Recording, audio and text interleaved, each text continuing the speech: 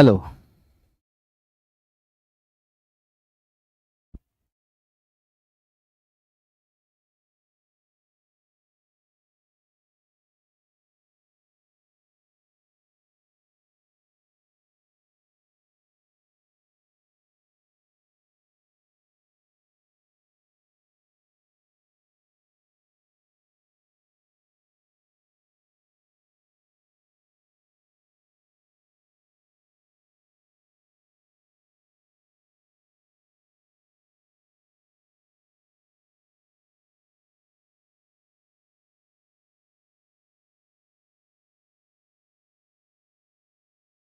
सभी को नमस्कार, कैसे हैं आप लोग? आई होप आप सभी बहुत अच्छे होंगे। और मेरे साथियों, आज से हमने एक नए दौर की शुरुआत किया है आप सभी की सेवा में। और ये एनसीईआरटी एससीईआरटी की दौर है, एकदम रियल वाली एनसीईआरटी एससीईआरटी। और मेरे दोस्त, एक एक करके ये पूरे एनसीईआरटी को हम इस टाइम पर आपकी सेवा में आज स्टार्ट किए हैं और लगातार ये सेशन आपका चलता रहेगा। और मैं पूरा प्रयास करूंगा कि आपका ये सेशन होली के दौरान भी चलता रहे। तो आप सभी लोग अपने पूरे दोस्त के साथ, पूरे दोस्त मित्र बंधु बांधव हर किसी में इस इंफॉर्मेशन को जरूर शेयर कर देंगे, क्योंकि अभी 12:15 बजे से मैं डेली स्टार्ट होऊंगा। 12:15 पर अमरजीत सर आएंगे और फिर 1 बजे आशीष सर आपकी सेवा में आ जाएंगे। और 2 घंटे की ये सेशन आपके लिए रोजाना रहेगा। तो आप सब लोग एकदम दम खम लगा करके इस सेशन में जुड़ेंगे। और मैं पूरा प्रयास करूंगा कि आपकी एक एक चीज को एनसीईआरटी एससीईआरटी का एकदम तथ्य के साथ आपको बता दिया जाए।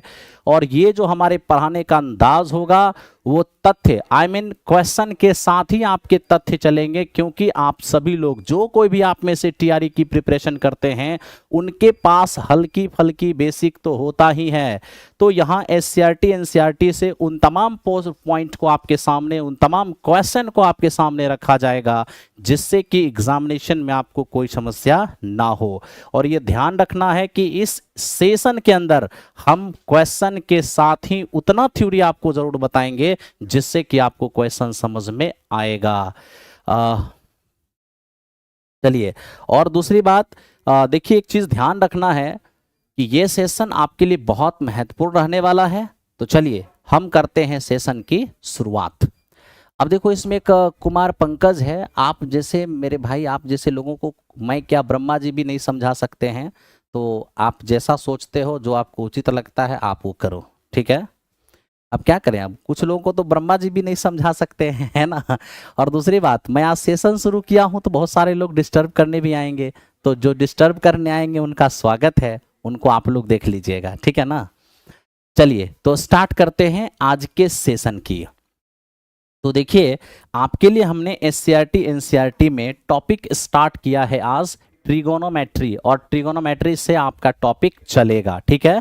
अब ट्रिगोनोमेट्री में जैसे हम टॉपिक की शुरुआत करते हैं, वैसे ही आपके दिन में मन में एक चीज आ जाता है। और वो मेरे दोस्त, हमारा 6 ट्रिगोनोमेट्रिक रेशियो है। साइन कॉस टेन, ठीक है, साइन कॉस टेन, कॉट, और मेरे दोस्त सेक और कॉसेक, सेक और कॉसेक, ठीक है भाई। तो sine cos tan, cot sec और कॉसेक। तो आप सबको पता है कि साइन हमारा लंब बटे कर्ण होता है, कॉस हमारा आधार बटे कर्ण होता है, और टेन हमारा लंब बटे आधार होता है, कॉट हमारा आधार बटे लंब होता है, सेक हमारा कर्ण बटे आधार होता है, और ये हमारा कर्ण बटे लंब होता है। ये आप सभी को पता है, इसमें बहुत ज़्यादा जान डालने की ज़रूरत नहीं पड़ेगा। तो मेरे दोस्त, हमारा पहला सवाल है आज का कि अगर टेन ए का मान 4/3 है तो एंगल ए के लिए अन्य ट्रिग्नोमेट्रिक रेशियो क्या होगा। अब आप ही सोचिए, ये 4 और ये 3 है, और हमें कह दिया गया किस एंगल के लिए, एंगल ए के लिए। मतलब आज जो मेरा थीटा है वो कहां पर है, ए पर है। तो अगर ये 4 और ये 3 है तो ट्रिपलेट से ये मेरा क्या हो जाएगा, 5 हो जाएगा। आई होप समझ में आ रहा होगा। और अब आप आराम से चीज को रख सकते हो। तो साइन मेरे दोस्त क्या हो जाएगा, 4k/5। तो मेरे दोस्त यहाँ पर 4/5 के लिखने की जरूरत ही नहीं है। अब रही बात कॉस का, तो कॉस हो जाएगा थीटा बेस अपॉन क्या, बेस अपॉन हाइपोटनीज, यानी कि 3/5 होगा। टेन की बात है, लंब बटे आधार होगा, यानी मेरे दोस्त ये 4/3 होगा। अगर कॉट की बात करें तो आधार बटे लंब होगा, यानी ये 3/4 होगा। सेक की बात करें, सेक कर्ण बटे आधार होगा, यानी 5/3 होगा। कौसेक की बात अगर करें तो कौसेक हमारा क्या, कर्ण बटे लंब होगा, यानी कि 5/4 होगा। ये आप सारे लोग इस चीज को समझते हैं। आइए मेरे दोस्त चलते हैं आगे अगले क्वेश्चन की ओर। एनसीईआरटी बुक सॉल्यूशन है क्या? हाँ मेरे दोस्त, ये एनसीईआरटी बुक सॉल्यूशन ही आपकी सेवा में है। ठीक है, तो ये था हमारा फर्स्ट क्वेश्चन। अब चलते हैं सेकंड क्वेश्चन की ओर। देखो सेकंड क्वेश्चन हमारा है क्या। देखो कहता है कि यदि एंगल बी और एंगल Q ऐसे न्यून कोण हैं कि साइन B बराबर साइन Q, तो बताइए कि B बराबर Q होगा। मेरे दोस्त यहाँ पर हमें सिद्ध कुछ भी नहीं करना, बस इस चीज़ को एक तथ्य के रूप में याद रखना है कि जब रेशियो इक्वल होते हैं तो एंगल भी इक्वल होता है। यानी कि ये हमेशा ध्यान रखना है दो न्यून कोण के लिए, जैसे एंगल B और एंगल C। तो एंगल B और एंगल C मेरे दोस्त यहाँ पर क्या है, तो ये आपका एक्यूट एंगल है, इस बात का ध्यान रखना। एक्यूट एंगल यानी मेरे दोस्त न्यून कोण। ठीक है, अब जब दो एक्यूट एंगल इस तरह से है कि उसको साइन बी बराबर साइन क्यू लिखा हुआ है, यानी कि यहां पर साइन के साथ एंगल बी है और एंगल क्यू है। बी और क्यू दोनों ही एक्यूट एंगल हैं। तो जब एक्यूट एंगल के केस में रेशियो सेम होता है तो एंगल भी सेम होता है, यानी आप कह सकते हैं कि बी और क्यू आपस में समान होगा। इसी तरह से अगर कभी भी मान लीजिए कि यहां पर लिखा हुआ है कि टेन पी बराबर कॉट, ठीक है, टेन पी बराबर 10Q, तो क्या कहेंगे, दोनों तरफ रेशियो इक्वल है तो हमारा एंगल भी इक्वल होता है। ठीक है, तो मेरे दोस्त हमें इसे एक सिद्धांत के रूप में ध्यान रखना चाहिए, अपने दिमाग में सेट रखना चाहिए। ओके, चलो आगे चलते हैं नेक्स्ट क्वेश्चन पे। देखो ये नेक्स्ट क्वेश्चन क्या है। देखो हमें कहता है कि ट्रायंगल ACB, मान लीजिए ACB त्रिभुज ACB में कौन सी हमारा 90 है। अगर AB बराबर 29 है, BC बराबर 21 इकाई है और ABC अगर थीटा है, तो बताइए इनमें से क्या मान होगा।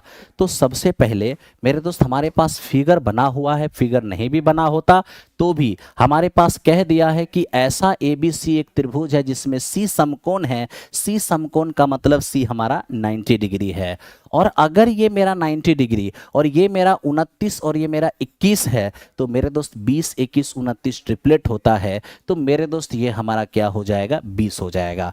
20 21 29 हमारा ट्रिपलेट होता है। अब जैसे हम तीनों जान गए तो अब हमें क्या चाहिए, sine square plus cos square. Sine square plus cos square तो मेरे दोस्त थीटा सेम रखने पर डायरेक्ट ही 1 हो जाएगा, इसके लिए ज़्यादा सोचना ही नहीं है। लेकिन अगर साइन स्क्वायर और माइनस कॉस स्क्वायर है या cos square minus sine square है तो काम करना होगा। तो देखिए यहां पर कॉस थीटा बराबर क्या होगा, कॉस थीटा बराबर, देखो थीटा जहां होता है ना, थीटा उसके सामने लंब होता है और कर्ण तो हमेशा फिक्स ही है, जो बच गया वही मेरा आधार है।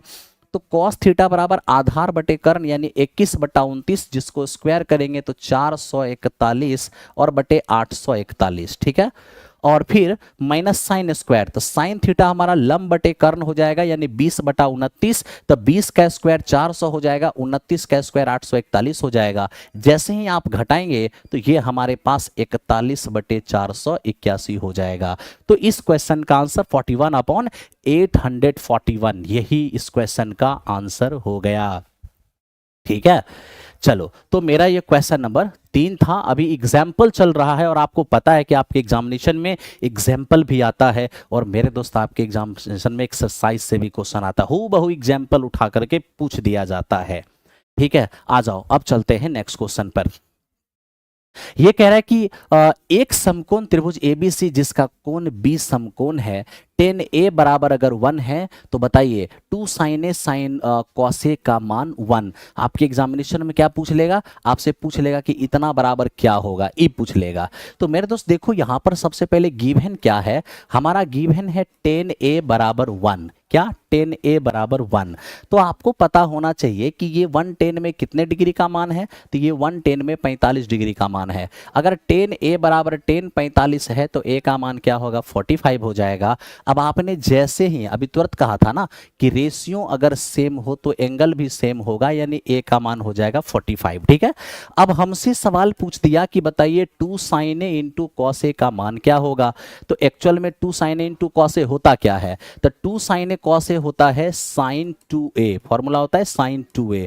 अब a का मान 45 तो हो जाएगा sin 90, और sin 90 का मान कितना होता है 1, तो बिल्कुल 1 आ जाएगा। या आप इसको ऐसे भी कर सकते हो कि मान लीजिए 2 sin a का मान 45 है इंटू cos a का मान 45 है, ये मेरा 2 है sin 45, 1/√2 हो गया, cos 45 भी 1/√2 हो गया, ये रिजल्ट कितने हो गए, तो हमारा 1 हो गया। मतलब बनाने के कई तरीके हैं, आप किसी भी तरीके से करो, कोई दिक्कत आपको नहीं होने वाला है, ठीक है।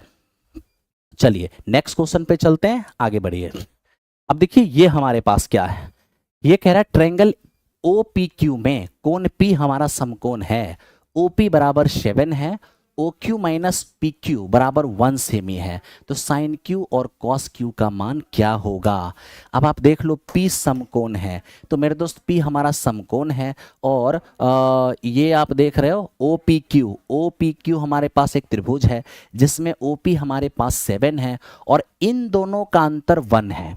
तो मेरे दोस्त सबसे पहले समकोण त्रिभुज आप जब भी पढ़ते हैं और उसकी एक भुजा अगर 7 होती है तो आप एक ट्रिपलेट याद करते हैं 7, 24 और 25। क्या याद करते हैं, 7, 24 और 25। तो मेरे दोस्त आप ही बताओ 7, 24 और 25 क्या हम यहाँ ले सकते हैं, बिल्कुल ले सकते हैं। क्वेश्चन ने स्पष्ट रूप से कहा है कि एक भुजा 7 है और बाकी 2 का अंतर 1 है, तो देख लो क्या बाकी 2 का अंतर वाकई 1 का आ रहा है, बिल्कुल 1 का आ रहा है। इसका मतलब है कि ये मेरा 25 हो जाएगा और ये मेरा 24 हो जाएगा। और ऐसे भी 90 के सामने कर्ण, और कर्ण लार्जेस्ट साइड होता है, सबसे बड़ी भुजा होती है। तो इस तरह से हम तीनों साइड जान गए, और बच्चे तो हैं नहीं कि अब उस तरीके से हम बनाने लग जाएं, है ना। तो हम सीधा सीधा निकालेंगे साइन Q और ये मेरा है कॉस Q। तो देखो साइन क्या होता है P/H, कॉस क्या होता है B/H। तो देख लो साइन Q हमारा एंगल कहाँ है, यहाँ। अब इस एंगल की बात की जाएगी तो इसके लिए लंब कितने होंगे 7, तो कोण के सामने 7 हो गया, एंगल के सामने लंब 7 हो गया, और कर्ण कितने हैं, ये मेरा 25 है। अब कॉस Q की बात करें, कॉस Q आधार बटे कर्ण, आधार हमारे पास 24 है और कर्ण हमारे पास 25 है। तो इस तरीके से हमने साइन और कॉस दोनों का वैल्यू देख लिया, और कहीं से आपको भी आपत्ति नहीं होना चाहिए, ठीक है। चलो आगे बढ़ते हैं नेक्स्ट क्वेश्चन पे। इसको देखो, अब आगे हैं एक्सरसाइज पर। क्या है एक्सरसाइज, अब देखिए हमसे कहा कि triangle ABC, right angle triangle, त्रिभुज ABC में राइट एंगल्ड एट B, यानी B पर समकोण है, AB का मान 24, BC का मान 7 है, तो बताइए इसका मान क्या होगा। मेरे दोस्त बहुत आसान है, हमारे पास एक समकोण त्रिभुज है, ये देखिए ये रहा एक समकोण त्रिभुज ABC, जिसमें हमें कहा कि B पर राइट एंगल है, ये मेरा B हो जाएगा, ये मेरा A है और ये मेरा C है। और क्या दिया है, AB का मान 24, ये हमारे पास 24 हो गया, BC का मान 7, ये हमारा 7 हो गया। अब देखो अगर ये 24 और ये 7, तो ये कंफर्म हमारा 25 होगा, जी बिल्कुल होगा। अब क्या, जो मान हमसे मांगा है निकाल देंगे। अब साइन A मांगा है, कॉस A मांगा है, साइन C मांगा है, कॉस C मांगा है। तो आप सबसे पहले देखिए इस एंगल के लिए साइन निकालेंगे, तो एंगल के सामने लंब और कर्ण है 25, तो हो जाएगा हमारा 7/25। कॉस ए, तो कॉस ए के लिए आधार बटे कर्ण, यानी हो जाएगा 24/25। मेरे दोस्त साइन सी, तो साइन सी इस एंगल के लिए साइन निकालेंगे, लंब बटे कर्ण यानी कि 24/25। अब अगर कॉस सी, इसके लिए कॉस सी आधार बटे कर्ण यानी कि हो जाएगा 7 और बटे 25। तो इस तरीके से आप बड़े आराम से निकाल सकते हो, कहीं से भी आपत्ति नहीं होगा, ठीक है भाई। चलो चलते हैं अगले क्वेश्चन की ओर, आगे बढ़ो। ये हमारा 8.1 है, अब हम चलते हैं 2 नंबर की ओर।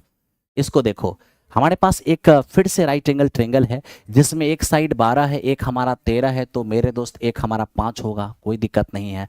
हमें कह रहे 10p माइनस कॉट आर क्या होगा। अगर हम 10p की बात करेंगे तो लंब बटे आधार, यानी ये हमारा हो जाएगा 5/12। कॉट आर की बात करें अगर, कॉट आर, तो देखो इसके लिए कॉट आर क्या होगा, आधार बटे लंब, यानी ये भी होगा हमारा 5/12। फाइनली क्या हो जाएगा, 0 हो जाएगा। अब आप में से जिनका 0 आ रहा होगा करेक्ट रहा होगा, जिनका 0 नहीं आ रहा होगा करेक्ट नहीं रहा होगा। ठीक है ब्रदर, चलो अगले सवाल की ओर चलते हैं। अब ये क्या है, ये कह रहा है कि टेन साइन ए बराबर 3/4, तो बताइए कॉस ए और टेन ए का मान क्या होगा। अब इसके लिए डायग्राम बनाने की ज़रूरत नहीं है, लेकिन फिर भी अगर आप बनाना चाहते हो तो कोई प्रॉब्लम भी नहीं है। अब देखो ना, अगर ये मेरा एंगल ए है तो एंगल ए के लिए साइन दिया है 3/4। ठीक है, अब बताओ ना, साइन 3/4 है, साइन होता क्या है, लंब और बटे कर्ण होता है।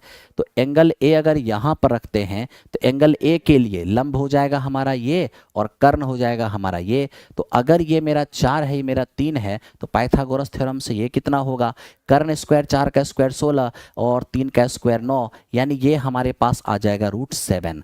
तो मेरे दोस्त √7 आ गया। अब क्या चाहिए, तो मुझे चाहिए कॉस का मान और टेन का मान। तो देखो कॉस ए का मान होगा आधार बटे कर्ण, यानी कि √7 और बटे में 4। अगर टेन ए की बात करें, टेन ए लंब और बटे आधार, तो ये हो जाएगा हमारा 3 और बटे में √7।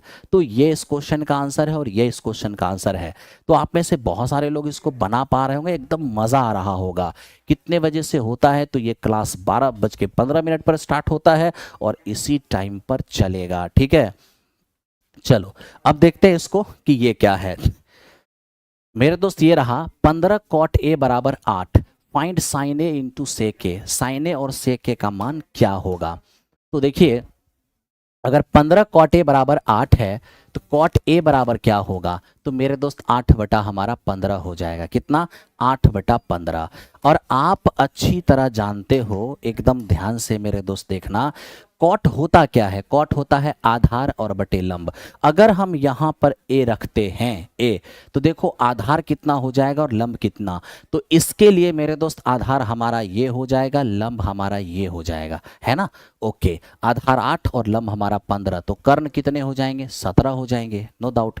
अब हमें कह रहा है बताओ सर साइन ए का मान क्या होगा, सेक ए का मान क्या होगा। तो साइन ए क्या होगा, तो साइन ए हो जाएगा लंब बटे कर्ण, यानी कि 15/17। सेक ए का मान क्या हो जाएगा, आधार बटे कर्ण, यानी 8/17। सबका आ रहा होगा, दिक्कत नहीं रहा होगा, है ना भाई। चलो आगे बढ़ते हैं अगले सवाल की ओर। चलो देखो, सेक ए बराबर 13/12, calculate all other trigonometric ratios. मतलब सेक का मान मैं दे देता हूं, बाकी मान आप निकाल लो। डायग्राम बनाने की कोई ज़रूरत नहीं है। आप देखो जरा, सेक थीटा होता क्या है, ये कर्ण और बटे आधार, यहाँ से लंब निकालेंगे कितना हो जाएगा, 5 हो जाएगा। और अब क्या, सेक दिया है तो हमें साइन निकालना है, कॉस निकालना है ना, टेन निकालना है, हमें कॉट निकालना है और हमें कॉसेक निकालना है, सेक नहीं निकालना है। तो चलिए आराम से आप बैठाइए, कोई दिक्कत नहीं है। साइन लंब बटे कर्ण हो जाएगा 5/13, कॉस आधार बटे कर्ण हो जाएगा 12/13, टेन लंब बटे आधार होगा 5/12, कॉट आधार बटे लंब होगा 12/5 और कॉसेक क्या होता है, कर्ण बटे लंब, यानी 13/5। तो आप सब लोग यही निकाल पाओगे और कोई दिक्कत नहीं होगा। ठीक है, चलो तो आप सब लोग जम के काम करो और ध्यान से देखते रहो, देखो कितना मजा आता है। आज मेरे दोस्त पहली क्लास है आपकी सेवा में, और ध्यान रखना कि इस टाइम पर एकदम 12:15 पर लाइव हो जाना है, ठीक है ना। देखो क्या लिखा, angle A and angle B are acute angle such that cos A बराबर cos B, then so that A बराबर बी। मेरे दोस्त वही बात है, इसको एक सिद्धांत के रूप में ध्यान रखना कि कभी भी दो एंगल की बात करें, कभी भी दो एंगल, ठीक है, अगर ये आपस में एक्यूट है, ध्यान दो मेरी बात को, अगर दो एंगल आपस में एक्यूट है और उसके लिए यदि इस तरह से इक्वल रेशियो के साथ लिखा हो दोनों एंगल, यानी कॉस ए बराबर कॉस बी, तो आपको यहाँ पर सीधा ध्यान रखना है कि ए बराबर बी होगा, यानी रेशियो इक्वल होंगे तो एंगल भी इक्वल हो जाएगा। ठीक है भाई, चलो नेक्स्ट क्वेश्चन पे आ जाओ। अब देखो ये बहुत ही फेमस क्वेश्चन है और कई बार आपको हर जगह पे दिखता है। क्या है दोस्त, कॉट थीटा बराबर 7/8, तो बताओ इसका मान क्या होगा और उसका मान क्या होगा। सबसे पहले कॉट बराबर 7/8 है, तो कॉट स्क्वायर का मान क्या होगा, 49/64, इसमें तो कोई दिक्कत नहीं होना है। अब रही बात इसकी, तो क्या करें, आधार बटा लंब करें, कर्ण निकालें, फिर यहाँ बैठाएं, ऐसे करें या फिर इसको थोड़ा सॉल्व करके करें। तो मेरे दोस्त जब कभी भी कुछ दे करके कुछ मांगे और अगर उसको सॉल्व करके छोटा करने जैसा कुछ नज़र आए तो आप पहले इसको छोटा कर लेना, ठीक है। तो चलो पहले छोटा करने की कोशिश करते हैं। a plus b into a minus b होगा ए स्क्वायर और माइनस बी स्क्वायर। यहाँ भी देखो a plus b into a minus b हो जाएगा a square minus b square. अब देखो 1 माइनस साइन स्क्वायर क्या है, आपका कॉस स्क्वायर है, और नीचे 1 माइनस कॉस स्क्वायर क्या है, ये आपका साइन स्क्वायर है। अब cos square by sine square E हो जाएगा आपका टेन स्क्वायर। बताइए, sorry, cos square by sine square ये आपका हो जाएगा कॉट स्क्वायर। और फिर से वही बात, जब कॉट का मान 7/8 तो स्क्वायर करेंगे तो हो जाएगा 49 और बटे 64। तो 49 बटे 64 इस क्वेश्चन का आंसर हो गया है। आइए बढ़ते हैं नेक्स्ट क्वेश्चन की ओर, ठीक है भाई, ध्यान दो। अगला सवाल ये मेरा है 8 नंबर। ये क्या कहता है, थोड़ा इसको देखते हैं। 3 cot a बराबर 4, check whether 1 minus tan square A और बटा 1 प्लस टेन स्क्वायर ए बराबर cos square A minus sine square A. अब देखिए ये तो मेरे दोस्त ये तो एक फॉर्मूला है जो आपको ध्यान रखना चाहिए। यहाँ पर तो 2 फॉर्मूला लिखा है, मैं पूरा पूरा लिख देता हूँ, उसको देखो। एक्चुअल में होता क्या है, कॉट कॉस 2a बराबर कॉस की पावर 4a और माइनस साइन की पावर 4a, ठीक है भाई। फिर देखो कॉस स्क्वायर ए और माइनस में साइन स्क्वायर ए, ये मेरा 2 कॉस स्क्वायर ए और माइनस 1 माइनस 2 साइन स्क्वायर ए, ये 1 माइनस टेन स्क्वायर ए और बाई 1 प्लस टेन स्क्वायर ए, ये सब एक ही खानदान का है, ठीक है। इसलिए इसको पूरा ध्यान रखना अच्छे से। कॉस 2a कॉस की पावर 4 माइनस साइन की power 4, cos square minus sine square, 2 cos square minus 1 minus 2 sine square बराबर 1 minus tan square by 1 plus tan square. अब बताओ जब ये सारे के सारे बराबर होते हैं तो क्या ये आपस में बराबर नहीं होंगे क्या? बिल्कुल यस, ये आपस में इक्वल होंगे। अब रही बात इसको प्रूफ करना है, प्रूफ करने के लिए तो तुम किसी थीटा के मान से भी प्रूफ कर सकते हो, है ना। तो हम फॉर्मूला देखा, हमने सीधे कह दिया कि बिल्कुल, है ना। किसी भी एंगल के लिए मान लो जैसे कॉट ए बराबर 4 है, अरे भैया कॉट ए बराबर 3 कॉट ए बराबर 4 है तो कॉट ए बराबर 4/3 होगा, ये आपका आधार हो जाएगा, ये आपका लंब हो जाएगा, कर निकालिएगा 5 हो जाएगा। अब यहाँ से आप 10 का मान निकाल के बैठा दीजिए, यहाँ पर कॉस साइन मान के निकाल के बैठा दीजिए, जो इधर रिजल्ट आएगा वही इधर रिजल्ट आएगा। अरे सवाल ये है कि जब हम यही जान रहे हैं कि ये दोनों cos 2 थीटा का फॉर्मूला है, ये भी हमारा cos 2a का फॉर्मूला है और ये भी हमारा cos 2a का फॉर्मूला है, तो जो पहले से इक्वल है तो वो किसी मान के लिए भी इक्वल नहीं होगा। तो उसके लिए इतना सोच के अपना टाइम वेस्ट नहीं करना है, ठीक है मेरे दोस्त। चलो आगे चलते हैं, देखते हैं कि और यहां पर क्या हो सकता है। अब इसको देखो कि ये हमें क्या कहता है, कह रहा है कि in triangle A B C right angle at B if tan A बराबर 1/√3 find the value of this. अब यहां आपसे कहा कि एक समकोण त्रिभुज ए बी सी में राइट एंगल कहाँ है, तो राइट एंगल मेरे दोस्त बी पर है। एक आपके पास समकोण त्रिभुज है जिसमें उसने कहा कि राइट एंगल बी पर है। अगर बी पर समकोण है तो यहाँ ए और यहाँ तुम्हारा सी होगा। अच्छा यहीं पर ए यहीं पर सी रख लो, कोई फर्क नहीं पड़ता। अब बताओ भाई क्या दिया हुआ है, तो हमें दिया हुआ है कि 10a बराबर 1/√3। तो मेरा सवाल ये है कि अगर 10a बराबर 1/√3 है, यानी कभी भी इस तरह का किसी रेशियो का मान दिया रहे जिसमें हमें पता चले कि 10 में ही किसी डिग्री का मान है, तो हमें तुरंत लिख लेना चाहिए कि इस डिग्री का मान है। तो 10 में 1/√3 कितने डिग्री का मान है, 30 डिग्री का मान है, यानी a का मान तुम्हारा 30 हो गया। अब जैसे ही a का मान तुम्हारा 30 हो गया, ये 90 है तो ये कन्फर्म तुम्हारा क्या होगा, 60 होगा। क्यों? क्योंकि त्रिभुज के तीनों कोण हमारा 180 डिग्री होता है। अब आप आराम से यहां पे पुट कर सकते हो। ऐसे तो sign A cos B cos A sine B, ये साइन ए प्लस बी का फॉर्मूला है, लेकिन मान लो आपको फॉर्मूला याद नहीं है तो क्या करोगे? तो वैसे स्थिति में मेरे दोस्त हम बैठाएंगे क्या, तो a का मान 30 बैठाएंगे और c का मान कितना है 60। a का मान 30 है, c का मान 60। यहाँ पर a का मान 30 है, c का मान 60, a का मान 30 है, c का मान 60। तो देखो क्या हो जाएगा, साइन 30 1/2, कॉस 30 भी 1/2 और माइनस सॉरी प्लस है बीच में, कॉस 30 √3/2 और साइन 30 साइन 60 भी √3/2। फाइनल हो जाएगा यहाँ पर 1/4 3/4 जोड़ेंगे तो 1 हो जाएगा। अब 2 नंबर क्या होगा, कॉस 30 ये हमारा √3/2 और यहाँ देखो cos 60 ये 1/2 हो जाएगा, यहाँ sin 30 ये हो जाएगा 1/2, और sin 60 क्या हो जाएगा, √3/2 हो जाएगा। सेम चीज़ में सेम चीज़ घटेगा तो 0 हो जाएगा। तो मेरे दोस्त मैंने आपको दो तरीके से बताने का प्रयास किया। एक तो चलो हमारा दोनों मान निकल गया, हमने बैठा लिया। और दूसरा तरीका क्या है, आपको अगर फॉर्मूला याद है तो आप उसे भी कर सकते हो। यदि आपको फॉर्मूला याद है तो sin A cos B cos A sin B, ये आपका हो जाएगा sin A + B। अब ये मेरे दोस्त हमारा 30 है और ये मेरा अगर 60 है, 90 sin 90 तो 1 हो जाएगा, यूं ही आ जाएगा। लेकिन नीचे देखो cos A into cos B और sin A into sin B, ये हो जाएगा cos A + B। cos A into cos B minus sin A into sin B हो जाएगा cos A + B।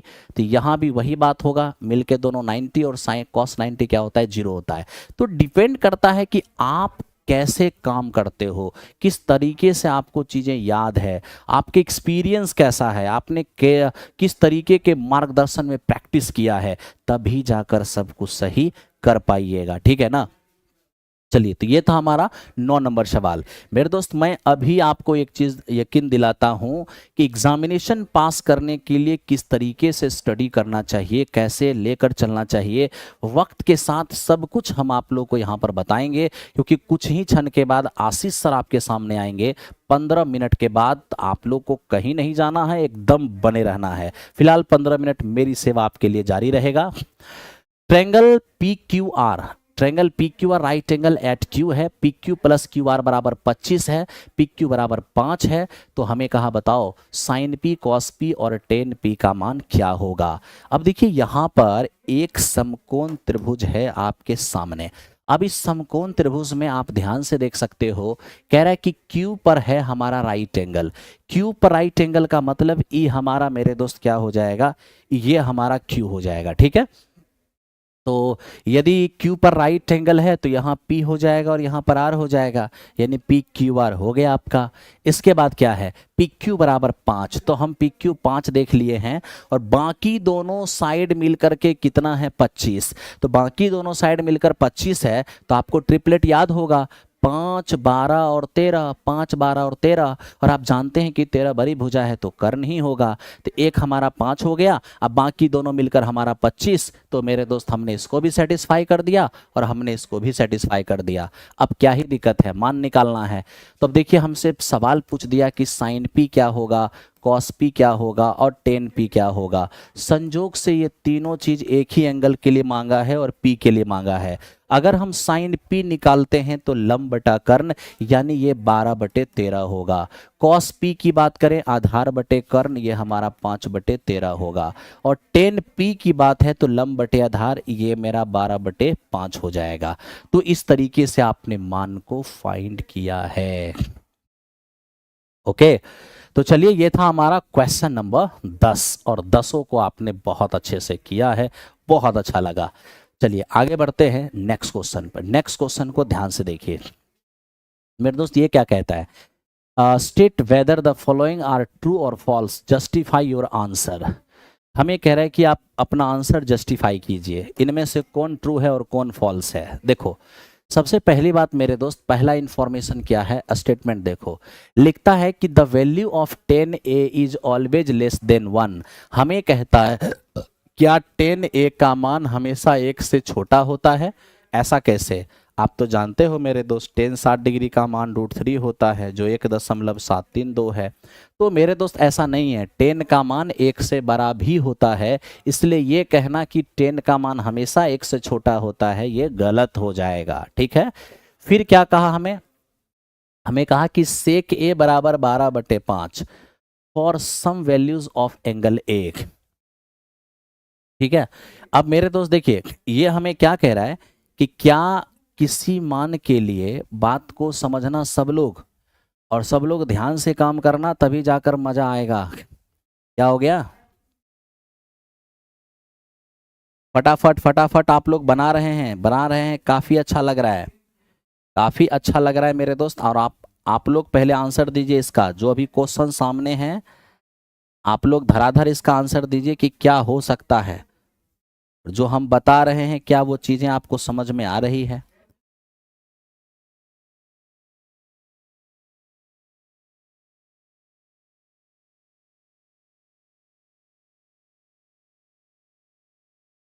बोलिए।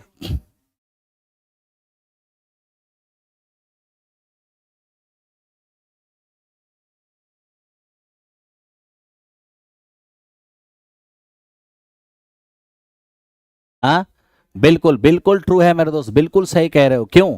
क्योंकि हमारा सेक होता है कर्ण, कर्ण और बटे आधार, कर्ण बटे आधार। और आपको पता है मेरे दोस्त कि कर्ण का मान हमेशा आधार से बड़ा होता है। ठीक है, तो कर्ण का मान आधार से बड़ा होता है, इसलिए सेक के बराबर 12/5, यानी कर्ण बड़ा आधार छोटा, एकदम ट्रू है। और ये मेरे दोस्त सत्य हो सकता है। ठीक है, अब देखो स्टेटमेंट 3। अब स्टेटमेंट 3 क्या है, जरा इसको समझिए। स्टेटमेंट 3 कहता है कि cos A is abbreviation used for cosecant of angle A. नहीं मेरे दोस्त, ऐसा नहीं है। ये जो कॉस्केंट देख रहे हैं ना, ये जो कॉस्केंट आप देख रहे हैं, जैसे ले साइन के लिए साइन, कॉस के लिए कोसाइन, उसी तरह से मेरे दोस्त टेन के लिए टेंजेंट, सेक के लिए सीकेंट, तो कॉसेक के लिए कॉसेकेंट होता है।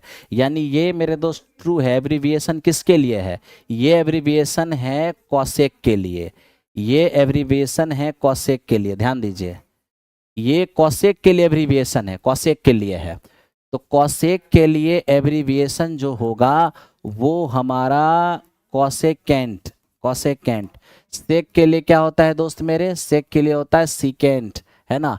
टेन के लिए क्या होता है आप सब जानते हैं, इसके लिए आप टेंजेंट, टेंजेंट, है ना। तो आप ये कहो कि कॉसेकेंट के लिए, इसके लिए मेरे दोस्त हम क्या लिखते हैं? कॉसेक। यानी आप कह सकते हो कि इसी का एब्रीविएशन यानी संक्षेप। आपको पता है कि कोसाइन का संक्षेप हम कॉस लिखते हैं, SINE, साइन, साइन का संक्षेप हम लोग साइन लिखते हैं। उसी तरह से कॉसकेंट का संक्षेप हम लोग कॉसेक लिखते हैं मेरे दोस्त। सीकेंट का संक्षेप हम लोग सेक लिखते हैं। टेंजेंट का संक्षेप हम लोग टेन लिखते हैं। तो कॉसकेंट का संक्षेप हम लोग कॉसेक लिखते हैं, कॉस नहीं लिखते। इसलिए ये हमारा क्या हो जाएगा? फॉल्स हो जाएगा। बिल्कुल बिल्कुल ये हमारा फॉल्स हो जाएगा। ठीक है, चलिए आगे देखते हैं। ये मेरे दोस्त लिखता है कि cot A is product of cot into A. नहीं मेरे दोस्त, कभी भी नहीं। ये जो हमारे पास कॉट ए होता है, इसको गलती से भी कभी कॉट इनटू ए नहीं लिखना है, क्योंकि ये प्रोडक्ट फॉर्म में नहीं होता। क्यों नहीं होता? क्योंकि मेरे दोस्त कॉट ए जो है ना, ये कॉट ए, ए हमारा एंगल है, और एंगल का रेशियो से गुना नहीं, मतलब ये गुना के फॉर्म में नहीं होता। इसे हम कॉट ऑफ एंगल ए पढ़ते हैं, आई मीन कॉट ए पढ़ते हैं। तो ये कहना कि कॉट ए जो है वो कॉट और ए का प्रोडक्ट है, ये पूरी तरह से गलत हो जाएगा। बिल्कुल सही कह रहे हैं कि पूरी तरह से ये गलत हो जाएगा। अब मेरे दोस्त हमारा चौथा क्या है, सॉरी पांचवा, ये कह रहे हैं कि साइन ए बराबर 4/3 फॉर सम एंगल थीटा। कैसे संभव है? अरे साइन थीटा हमारा होता है लंब और बटे कर्ण, और आप अच्छी तरह जानते हैं कि लंब का मान कर्ण से छोटा होना चाहिए। कि क्या लंब कभी कर्ण से बड़ा हो सकता है? नहीं ना। तो लंब आपका कर्ण से छोटा होना चाहिए, जबकि इसमें बड़ा दिया हुआ है, इसलिए ये फॉल्स है। तो इस तरह से मेरे दोस्त आपने देखा, इसमें केवल एक ही ट्रू था, से के बराबर 12/5। ठीक है, बाकी सब के सब क्या थे? रॉन्ग थे। कैसा लग रहा है आप लोग को मेरे दोस्त? एक बार जरूर आप लोग कमेंट में लिखना। क्या ये सेशन आप लोग को पसंद है? क्या चाहते हो कि मेरे दोस्त ये चले हैं? क्या आप चाहते हो कि ये चीज़ें आपके सामने रेगुलर बेसिस पर आए? अगर मेरे दोस्त ये आप चाहते हो कि रेगुलर बेसिस पर आए, तो आप सब लोग यस कमेंट ज़रूर करो मेरे दोस्त, यस कमेंट ज़रूर करो, ताकि हमें पता चले कि हाँ ये सेशन की वाकई आपको ज़रूरत है।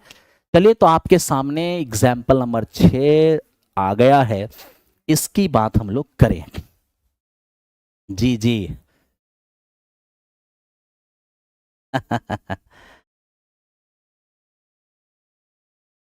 चलो अब इसको देखते हैं मेरे दोस्त, ये क्या है।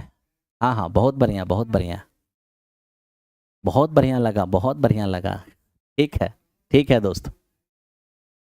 अब देखो 6 नंबर एग्जाम्पल क्या है, कह रहा है कि त्रिभुज ABC में जिसका कोण हमारा 20 समकोण है, AB हमारा 5 सेमी है, ACB हमारा 30 डिग्री है, भुजाओं BC और AC की लंबाई क्या होगा। ये तो मेरे दोस्त बड़े काम का चीज है। अब देखिए कैसे कैसे हम मान निकालेंगे, थोड़ा सा चीज को हल्का सा अपने आप को मॉडिफाई करके रखना। देखो किसी समकोण त्रिभुज में अगर ये मेरा 90 डिग्री है, ठीक है भाई, और मान लो कि ये हमारा 30 डिग्री है, इन 90 और 30 है तो ये आपका क्या हो जाएगा 60 हो जाएगा, तभी तो त्रिभुज के तीनों कोण 180 हो पाएंगे जी। और जब 90 60 30 का मामला हो तो ध्यान रखना कि 30 के सामने 1 रेशियो, 60 के सामने मेरे दोस्त √3 रेशियो, और 90 के सामने कितना, ये मेरा 2 रेशियो हो जाएगा। तो 30 के सामने 1, 60 के सामने √3 और 90 के सामने 2। अब क्या दिया हुआ है वो जरा देखो। अब इसी एक का मान हमें दिया हुआ है 5 सेमी, एक का मान कितना दिया है 5 सेमी। तो सोच लो कि मेरे दोस्त ये मेरा A है, ये मेरा B है और ये मेरा C है, ठीक है ना।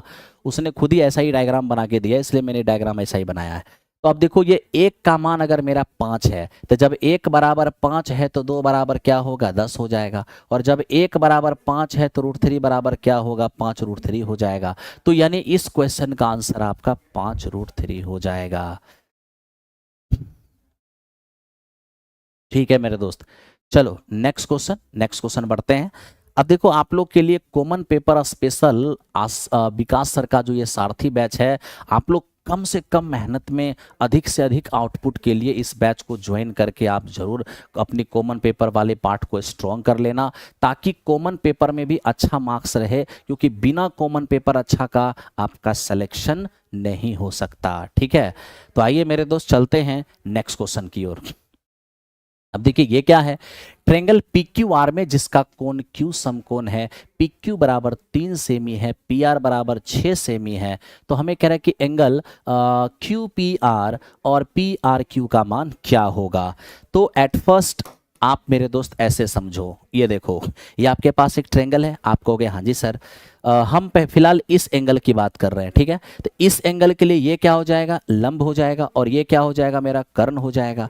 तो देखो इस एंगल के लिए ये आपका लंब है और ये आपका कर्ण है। तो मेरे दोस्त मुझे बताओ कि लंब और कर्ण का रिलेशन किस में होता है। तो लंब और कर्ण का रिलेशन होता है साइन में। तो चलो साइन आर लेकर चलते हैं, साइन आर। तो साइन आर बराबर क्या होगा, साइन आर बराबर लंब और बटे कर्ण, यानी कि ये हमारा 3/6। आप कह सकते हो कि ये मेरा 1/2 है। अब साइन का मान अगर 1/2 है तो बताओ इस साइन में कितने डिग्री का मान है। तो मेरे दोस्त ये साइन में हमारा 30 डिग्री का मान है। तो आप इस तरह से समझ गए कि साइन में 1/2 30 डिग्री का मान होता है। तो ये मेरे दोस्त आपके पास 30 डिग्री आ चुका है। अब ये देखो ये 90 है और ये 30 है, तो ये हर हाल में हमारा 60 हो जाएगा, क्योंकि त्रिभुज के तीनों कोण हमारा 180 होता है। तो देखिए QPR हमारे पास कितना हो गया 60 डिग्री हो गया, और PRQ ये मेरे पास कितना हो गया, तो ये हमारे पास 30 डिग्री हो गया। तो आई होप आपको ये बात भी समझ में आ गया होगा। ठीक है, चलो नेक्स्ट क्वेश्चन की ओर चलते हैं, नेक्स्ट क्वेश्चन देखते हैं। अब ये देखिए यहां पर क्या है, लिखता है कि यदि साइन A - B बराबर 1/2 और कॉस A + B का मान 1/2, फिर क्या बोला कि A + B दोनों मिलाकर 0 से बड़ा लेकिन 90 या उससे छोटा। ठीक है भाई, साथ ही साथ कहा A > B, A B से बड़ा भी है, अच्छी बात है, और A B दोनों मिलकर 0 से बड़ा लेकिन 90 या उससे छोटा। मतलब दोनों मिलकर भी फर्स्ट क्वाड्रेंट को पार नहीं कर रहा है। इसका मतलब यह है कि रेशियो का वैल्यू निगेटिव नहीं होगा, यानी हमें A B दोनों मिलाकर भी जो एंगल लेना है वो ज्यादा से ज्यादा क्या 0 से बड़ा लेकिन 90 या उससे छोटा, 90 को पार नहीं करना है। तो मेरे दोस्त आप ही बताओ, तब तो ये साइन A - B बराबर 1/2 है, इस साइन में कितने डिग्री का मान है, तो आप कह सकते हो कि साइन में 30 डिग्री का मान है। अब देखो कॉस A + B बराबर 1/2, तो बोलो कॉस में कितने डिग्री का मान है, कॉस में 60 डिग्री का मान है, तो कॉस 60 का मान 1/2 हो जाएगा, कॉस 30 का मान 1/2 हो जाएगा। तो इस तरह से आपने ये देखा कि A + B का मान आपका 60 हो गया है और A - B का मान हमारा 30 हो गया है। A + B हमारा 60 हो गया है और A - B हमारा 30 हो गया है। आप यहीं से सॉल्व करिए तो A B से B हमारा चला गया, A + A हमारा 2A हो जाएगा। और ये देखिए 90 प्लस 30, तो मेरे दोस्त ये 90 प्लस 30 हो जाएगा, सॉरी 90 प्लस 30 कह रहे हैं, 60 प्लस 30, ये हमारे पास कितना हो जाएगा 90। यहाँ से ए का मान निकलेगा 45, और जब ए का मान 45 है तो आप ही बताइए बी का मान क्या होगा। तो आप देख रहे हैं कि ए बी दोनों मिलकर कितना, तो ए बी दोनों मिलकर हमारे पास 60 है, जिसमें ए हमारा 45 है, तो बी हमारा कितना होगा 15। ए 45 और बी 15, यही इस क्वेश्चन का रिजल्ट हो गया। ठीक है भाई, चलो ये था हमारा क्वेश्चन नंबर 8। बहुत अच्छे से आप लोगों ने भी किया होगा, हमने भी किया। आइए बढ़ते हैं नेक्स्ट क्वेश्चन पे, आ जाइए नेक्स्ट क्वेश्चन को देखिए। अब देखिए ये प्रश्नावली 8.2 शुरू हो गया, ये दूसरा एक्सरसाइज शुरू हो गया। तो मेरे दोस्त ध्यान रखो कि हमारा एक एक्सरसाइज खत्म हो गया है और दूसरे एक्सरसाइज का हमने एग्जाम्पल कर लिया है। अब दूसरे एक्सरसाइज की शुरुआत हम अगली क्लास में करेंगे, लेकिन मैथ के साथ साइंस दोनों एक साथ आपकी सेवा में। और याद रखना 9 10th हो चाहे 68 हो चाहे कोई भी हो, आपको साइंस के बिना कुछ भी संभव नहीं है, क्योंकि कॉमन पेपर में 8 क्वेश्चन साइंस है अगर आपका 9 10th है तो, और यदि 6 to 8 है तो आप जानते हो कि 8 question common paper, 40 question subject, 48 है। तो चलिए आशीष सर का स्वागत है, आशीष सर आपके बीच आ चुके हैं। अब यहाँ से ताबड़तोड़ साइंस चलेगी और इसी तरह से इसी एनर्जी के साथ हम दोनों लोग आपकी सेवा में बने रहेंगे। मेरा क्लास 12:15 से 1 बजे तक चलेगा, सर का क्लास 1 बजे से लेकर अपने निर्धारित समय 2 बजे तक चलेगा, और ये सेवा आपके लिए कंटिन्यू रहेगा। चलिए धन्यवाद। तो अब ये क्लास सर के हवाले है।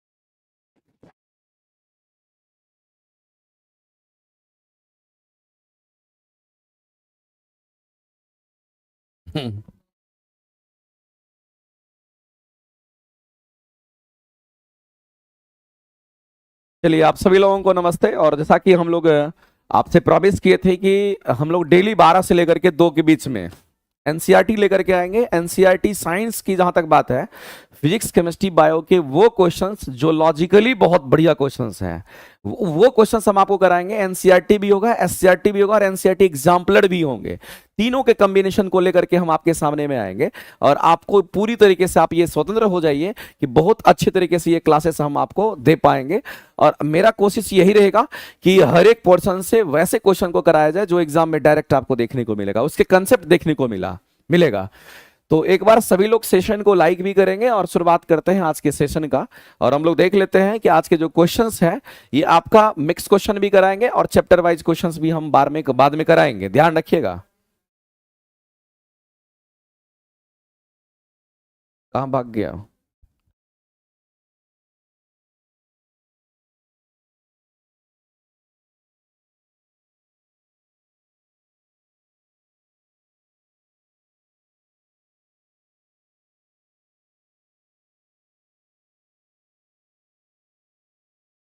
चलिए तो हम लोग साइंस की शुरुआत करते हैं। जैसा कि आपको पता है कि डेली 12 से आपका चलेगा 1 बजे तक मैथ्स और 1 से लेकर के आपका 2 बजे तक आपके साइंस की क्लासेस चलेगी। तो हम लोग शुरुआत करते हैं और देखते हैं। सर 6 to 8 वाला डिस्कशन जो करवा रहे थे, टीचर बिल्कुल समझ नहीं आता है, कुछ कीजिए सर आप प्लीज।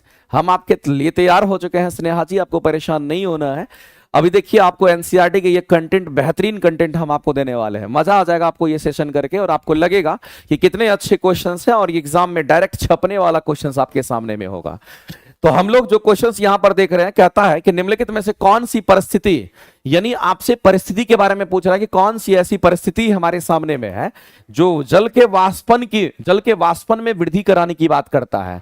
कौन सा ऐसा परिस्थिति पैदा होगा जो जल के वाष्पन में वृद्धि करेगा, ये आपसे क्वेश्चन पूछा गया है। तो मेरे भाई अगर क्वेश्चन के आंसर करने के लिए अगर जाएंगे तो जल के तापमान में वृद्धि, जल के तापमान में कमी, जल के कम खुला क्रिस्ट क्षेत्रफल की बात करते हैं, ये दे रखा है।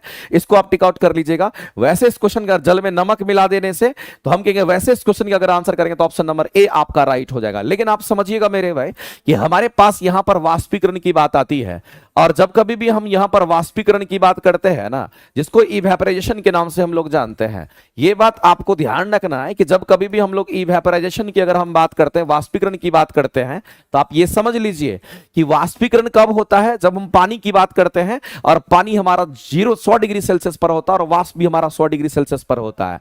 तो वाष्पीकरण में क्या होता है, कहेंगे जल का वाष्प बनना वाष्पीकरण हो जाएगा। जल हमारा वाष्प बनता है तो इसी को हम वाष्पीकरण कहते हैं। लेकिन ये भी 100 डिग्री पर होगा और ये भी हमारा 100 डिग्री सेल्सियस पर होगा, दोनों के तापमान 100 डिग्री सेल्सियस ही होंगे। वाष्पीकरण के में ये चीज आपको ध्यान रखना है। और जिस समय मेरे भाई वाष्पीकरण हमारा होता है उस समय तापमान में कोई परिवर्तन नहीं होता, तापमान एक समान होता है। आपके बीपीएससी टियर 3 में ये क्वेश्चन पूछा गया था, ध्यान रखेंगे।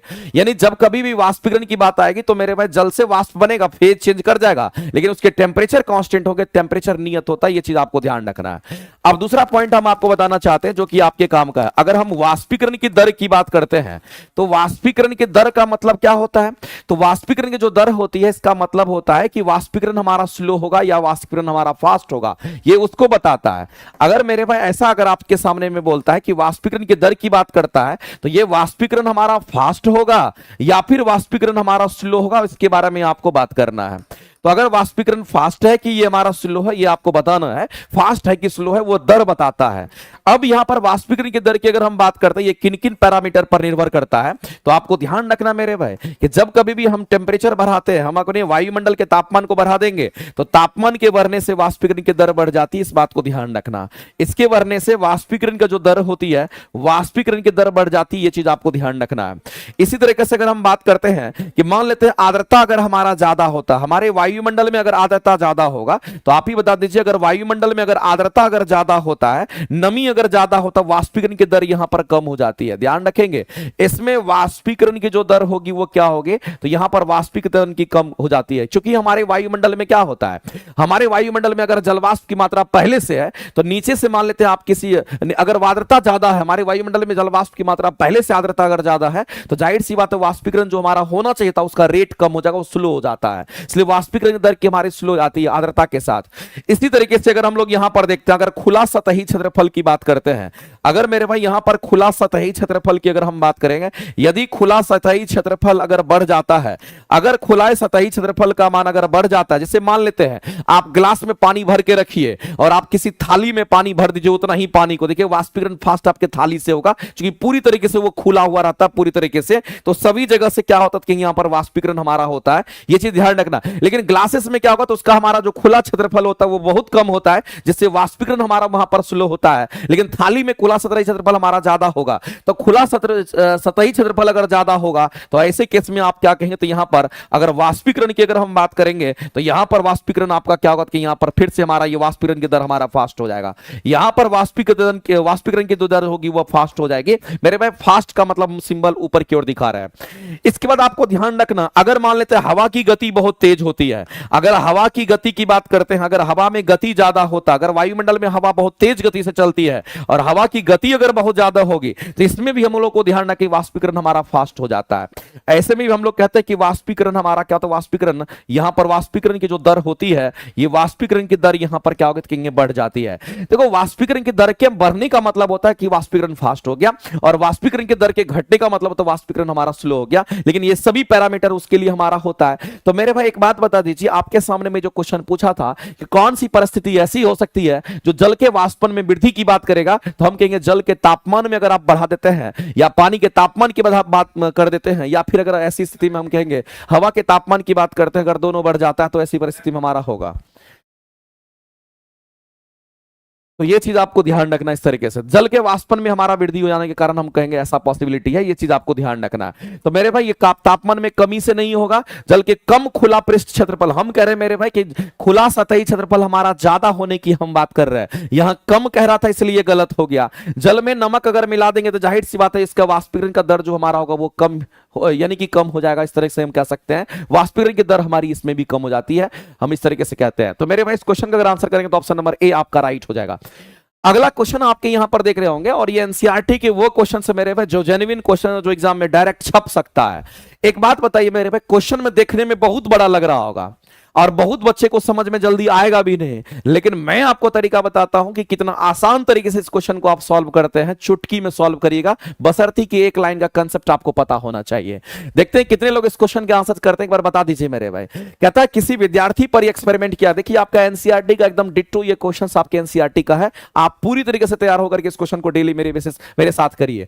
कह रहा मेरे भाई इस क्वेश्चन की अगर हम बात करते हैं, कह रहा किसी विद्यार्थी की बात कर रहा है और वह विद्यार्थी क्या देख रहा है, तो कोई विद्यार्थी हमारा बर्फ और जल से भरे एक बीकर को गर्म करता है। इसका मतलब यहां पर क्या चीज क्लियर हुआ, यहां पर एक बात क्लियर हो गया कि जो बीकर लिया गया है उसमें क्या भरा हुआ है। तो जो बीकर लिया गया हुआ, जो कंटेनर लिया हुआ, उस कंटेनर में मेरे भाई ये बोल दिया गया कि उस कंटेनर में यहां पर भरा क्या गया है, तो हमारा जल के साथ में हम कहेंगे बर्फ हमारा भरा हुआ है। चलो एक बार और फिर से इसको हम मार्क कर देते हैं कि बर्फ और जल से भरा हुआ ये हमारा बीकर है। इस बात को आप ध्यान रखेंगे।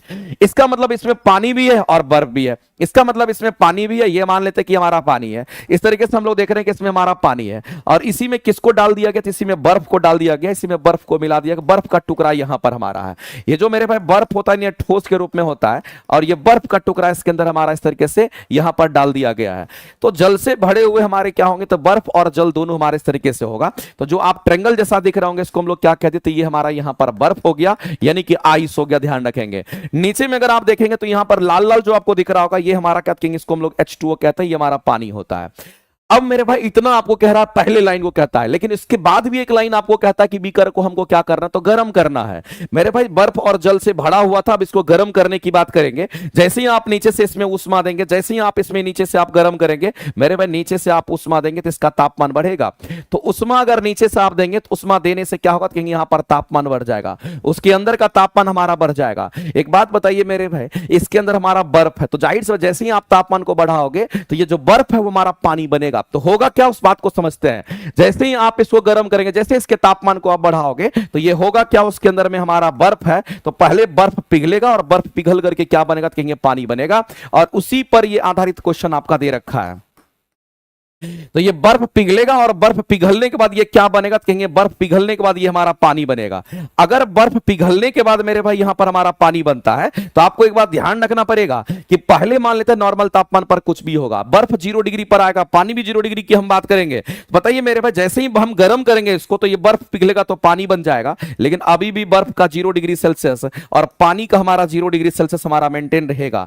अगर आप मेरे भाई उष्मा देते हैं तो बर्फ को पानी बनने में, बर्फ को पहले तो यही होगा कि बर्फ पानी बनेगा, तो बर्फ को पानी बनने में हमको यहां पर जो उष्मा देना होता है, इसी उष्मा को हम लोग क्या कहते हैं, गुप्त उष्मा कहते हैं। इसके अंदर आपको गुप्त उष्मा देना पड़ेगा, तब जाकर के हमारा ऐसी परिस्थिति हमारा पैदा होगा। तो मेरे भाई एक बात हम आपसे जानना चाहते हैं, ये बोला कि बर्फ और जल से भरे बीकर को गर्म करना है और आगे इसमें कह रहा है, अगला जो स्टेटमेंट हमारा कहता है, वह बीकर की सामग्री हमारा तापमान को समय के साथ फलन करता है। यानी कहने लगा तापमान और समय के बीच में आपको रिलेशंस ढूंढना है। ये जो ग्राफ आपको दे रखे हैं तापमान और समय के बीच में दे रखा है, तापमान और समय के बीच की बात कर रहा है, समझिएगा। आगे कहता है कि इसमें से ये बता दीजिए कि निम्नलिखित में से कौन सा ग्राफ हमारा ये शो कर रहा है, कौन सा ग्राफ हमारा ये शो कर रहा है कि कौन सा स्टेटमेंट, कौन सा ग्राफ हमारा सही रिप्रेजेंट कर रहा है। एक बात बताइए मेरे भाई, अगर हम बात करते हैं पानी की बात करते हैं और अगर हम बर्फ की बात करते हैं तो बर्फ भी 0 डिग्री पर होता है और पानी भी 0 डिग्री सेल्सियस पर होता है। तो हम एक काम करते हैं, इसमें जो ग्राफिकल चीज है उसको हम आपको दिखाते हैं। एक्चुअली में जब आप ग्राफ को देखना चाहेंगे तो ग्राफ आपको कुछ इस तरीके से दिखेगा। ये मेनली हमारा, अगर ऑप्शन ए में देखेंगे तो ये हमारा ग्राफ है, समझना गौर से। हम पहले ग्राफ ड्रॉ कर देते हैं आपके सामने में, सारे ग्राफ को ड्रॉ कर देते हैं और देखिए कि चुटकी में आप कैसे आंसर्स करते हैं। जिंदगी में मेरे भाई आप किसी को सिखा दीजिएगा कि कैसे ये हमारा क्वेश्चन सॉल्व होता है। तो इस तरीके से ये हमारा ग्राफ बना हुआ है। ये ग्राफ हमारा कुछ इस तरीके से बना हुआ और ऐसा हम ग्राफ को देख पा रहे हैं। मेरे भाई ये जो डब्बा बना हुआ उस पर नहीं जाना, ये डब्बा हमारा क्या, तो ये हमारा एक्स एक्सिस को बताता है, वाई एक्सिस को बताता है और ये हमारा एक्स एक्सिस को बताता है। इसका मतलब इधर कहीं ना कहीं हमारा समय का एक्सिस है, ये समय का एक्सिस है, ये हमारा यहां पर तापमान का एक्सिस है। क्योंकि क्वेश्चन में पहले ही बोल दिया कि तापमान और समय के बीच में हमारा एक रिलेशंस है और तापमान और समय के बीच में इस रिलेशंस को हम लोग यहां पर बहुत ही प्यार से ग्राफी में देख पा रहे हैं। तो तापमान हमारा वाई एक्सिस है और समय हमारा एक्स एक्सिस हमारा होगा। और एक्चुअली में जो ग्राफ हम लाल कलर का दिखाएं यही सब ग्राफ हमारा है और ये कह रहा है कि कौन सा ग्राफ पॉसिबल है। एक बात बताइए मेरे भाई, अगर इस क्वेश्चन को करने के लिए हम लोग जाएंगे तो हम लोग क्या देखेंगे, हम लोग सीधा सीधा यहां पर देख पा रहे हैं कि अगर ये ग्राफ में अगर हम लोग देख पा रहे हैं तो पहला, अगर हम लोग यहां पर ऑप्शंस को अगर देखते हैं तो हम कहेंगे यहां पर 0 डिग्री सेल्सियस मेंशन करना। यहां पर कितना डिग्री तापमान है, तो चलो ये तापमान हम मेंशन कर देते हैं, ये आपको 0 डिग्री सेल्सियस यहां पर है। यहां पर भी कितना डिग्री सेल्सियस तापमान है, 0 डिग्री सेल्सियस है। यहां पर भी तापमान कितना, तो कहेंगे 0 डिग्री सेल्सियस हमारा तापमान। इसको काट दीजिएगा, ये इधर भाग गया है, स्लाइड बनाने के दौरान ऐसा हुआ होगा, तो इसको हम लोग कहेंगे ये हमारा 0 डिग्री सेल्सियस है। एक बात बताइए मेरे भाई, इसमें से अगर आप किसी भी ग्राफ को अगर देखना चाहेंगे तो 0 डिग्री सेल्सियस हमारा ये है, और हम कहते हैं कि बर्फ हमारा पानी बनेगा, तो 0 ये भी रहेगा, 0 ये भी रहेगा, और बर्फ को पानी बनने में कुछ ना कुछ समय तो लगा ही होगा। तो इसका मतलब है बर्फ अगर पानी बना है तो बर्फ और पानी के बनने के दौरान तापमान कांस्टेंट रहा होगा।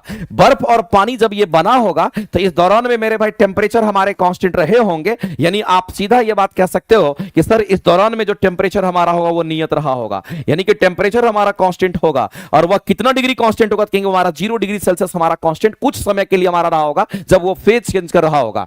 तो आप यहां देखिए, यहां पर जैसे ही आप गर्म किए तो तापमान, जैसे समय बढ़ा तापमान बढ़ा, यानी कि ग्राफ हमारा ऊपर जाने लगा, तुरंत तापमान हमारा 0 से आगे बढ़ गया। हम कह रहे हैं कि 0 और 0 के बीच में, 0 डिग्री सेल्सियस से 0 डिग्री, बर्फ से पानी बनने के लिए उसको कुछ ना कुछ समय चाहिए होगा, तभी वो हमारा ऐसा हुआ होगा। तो कहीं ना कहीं कुछ ना कुछ समय तक हमारा ये तापमान नियत रहा होगा, कांस्टेंट रहा होगा। या तो तापमान अचानक हमारा बढ़ गया, तो ये आंसर नहीं हो सकता है। लेकिन आप तापमान 0 से डायरेक्ट बढ़ने लगा, यहां हमारा मान लेते कि हमारा कितना डिग्री तापमान है, तो मान लेते हैं हमारा 100 डिग्री सेल्सियस तापमान को दिखाता है। जाहिर सी बात है 100 डिग्री सेल्सियस से ग्राफ तो नीचे हमारा आएगा नहीं। हम अभी 0 की बात कर रहे हैं, कहां वो 100 डिग्री की बात कर रहे, तो ये भी पॉसिबिलिटी नहीं है। अगर हम यहां पर बात करते हैं ये भी 100 डिग्री सेल्सियस को यहां पर बता रहा है, तो ये भी पॉसिबिलिटी हमारा नहीं होगा। लेकिन इसमें अगर हम लोग चलते हैं तो हम कहेंगे सर बर्फ भी हमारा 0 डिग्री पर है, और अगर हमको कुछ समय लिया, यहां से यहां तक अगर समय लिया है, तो हम कहेंगे बर्फ हमारा पानी बना, और हम कहेंगे यहां पर 0 डिग्री सेल्सियस पानी बन गया। इसका मतलब यहां पर हमारा बर्फ का ये स्टेज रहा होगा, और यहां पर हमारा पानी बना होगा, और इतना जो समय लिया है ये फेज चेंज करने के लिए, अवस्था परिवर्तन के लिए लिया होगा। और इस दौरान में अगर हम लोग देखते हैं तापमान हमारा नियत रह रहा है, 0 डिग्री यहां भी है, 0 डिग्री से किसी भी पॉइंट पर 0 डिग्री सेल्सियस ही तापमान हमारा है। हम कह रहे हैं ये 0 डिग्री तापमान का ही हमारा लाइन होता है, और यहां पर तापमान हमारा नियत रहा है। लेकिन जैसे ही 0 डिग्री सेंटीग्रेड पानी बना, तो 0 डिग्री सेंटीग्रेड पानी के बनने बाद हमारा फिर पानी का तापमान बढ़ने लगेगा, यानी ऊपर जाने लगेगा, 10, 20, 30 हमारा होने लगेगा। तो मेरे भाई इस ग्राफ की जो पॉसिबिलिटी है वो कौन सा है, तो आप ऑप्शन डी के साथ जाएंगे, और आपको शायद ये कंसेप्ट क्लियर हो गया होगा। इतना में ही कंसेप्ट क्लियर हो गया होगा। इतना बड़ा ग्राफ वगैरह देख करके एनसीईआरटी में देखिएगा आपको पूरा उलझा के रखता है, लेकिन जब आप उसको बहुत ही प्यार से पढ़िएगा ना, तो आपके कंसेप्ट मेरे भाई एकदम काम करेंगे। और इस पर टीआरई 2.0 3.0 में भी क्वेश्चंस आपके आए थे, आपसे पूछा गया था कि जब कभी भी पानी यानी कि ठोस अगर हमारा द्रव बनेगा, बताइए तापमान क्या होगा, तो कहेंगे ठोस अवस्था बर्फ का, और द्रव अवस्था पानी का होता तो तापमान नियत रहेगा, और डायरेक्ट आप आंसर कर सकते थे अगर ये कंसेप्ट आपको पता होता। तो आगे चलते हैं। अगला क्वेश्चन मेरे भाई, यहां पर एक और ग्राफिकल क्वेश्चन उसी तरीके का दे रखा है, एकदम दिमाग नहीं लगाना, एकदम आसान क्वेश्चन है। इतना आसान क्वेश्चन करके आपको मजा आने वाला है, बस आप इस क्वेश्चन को देखिए बहुत प्यार से।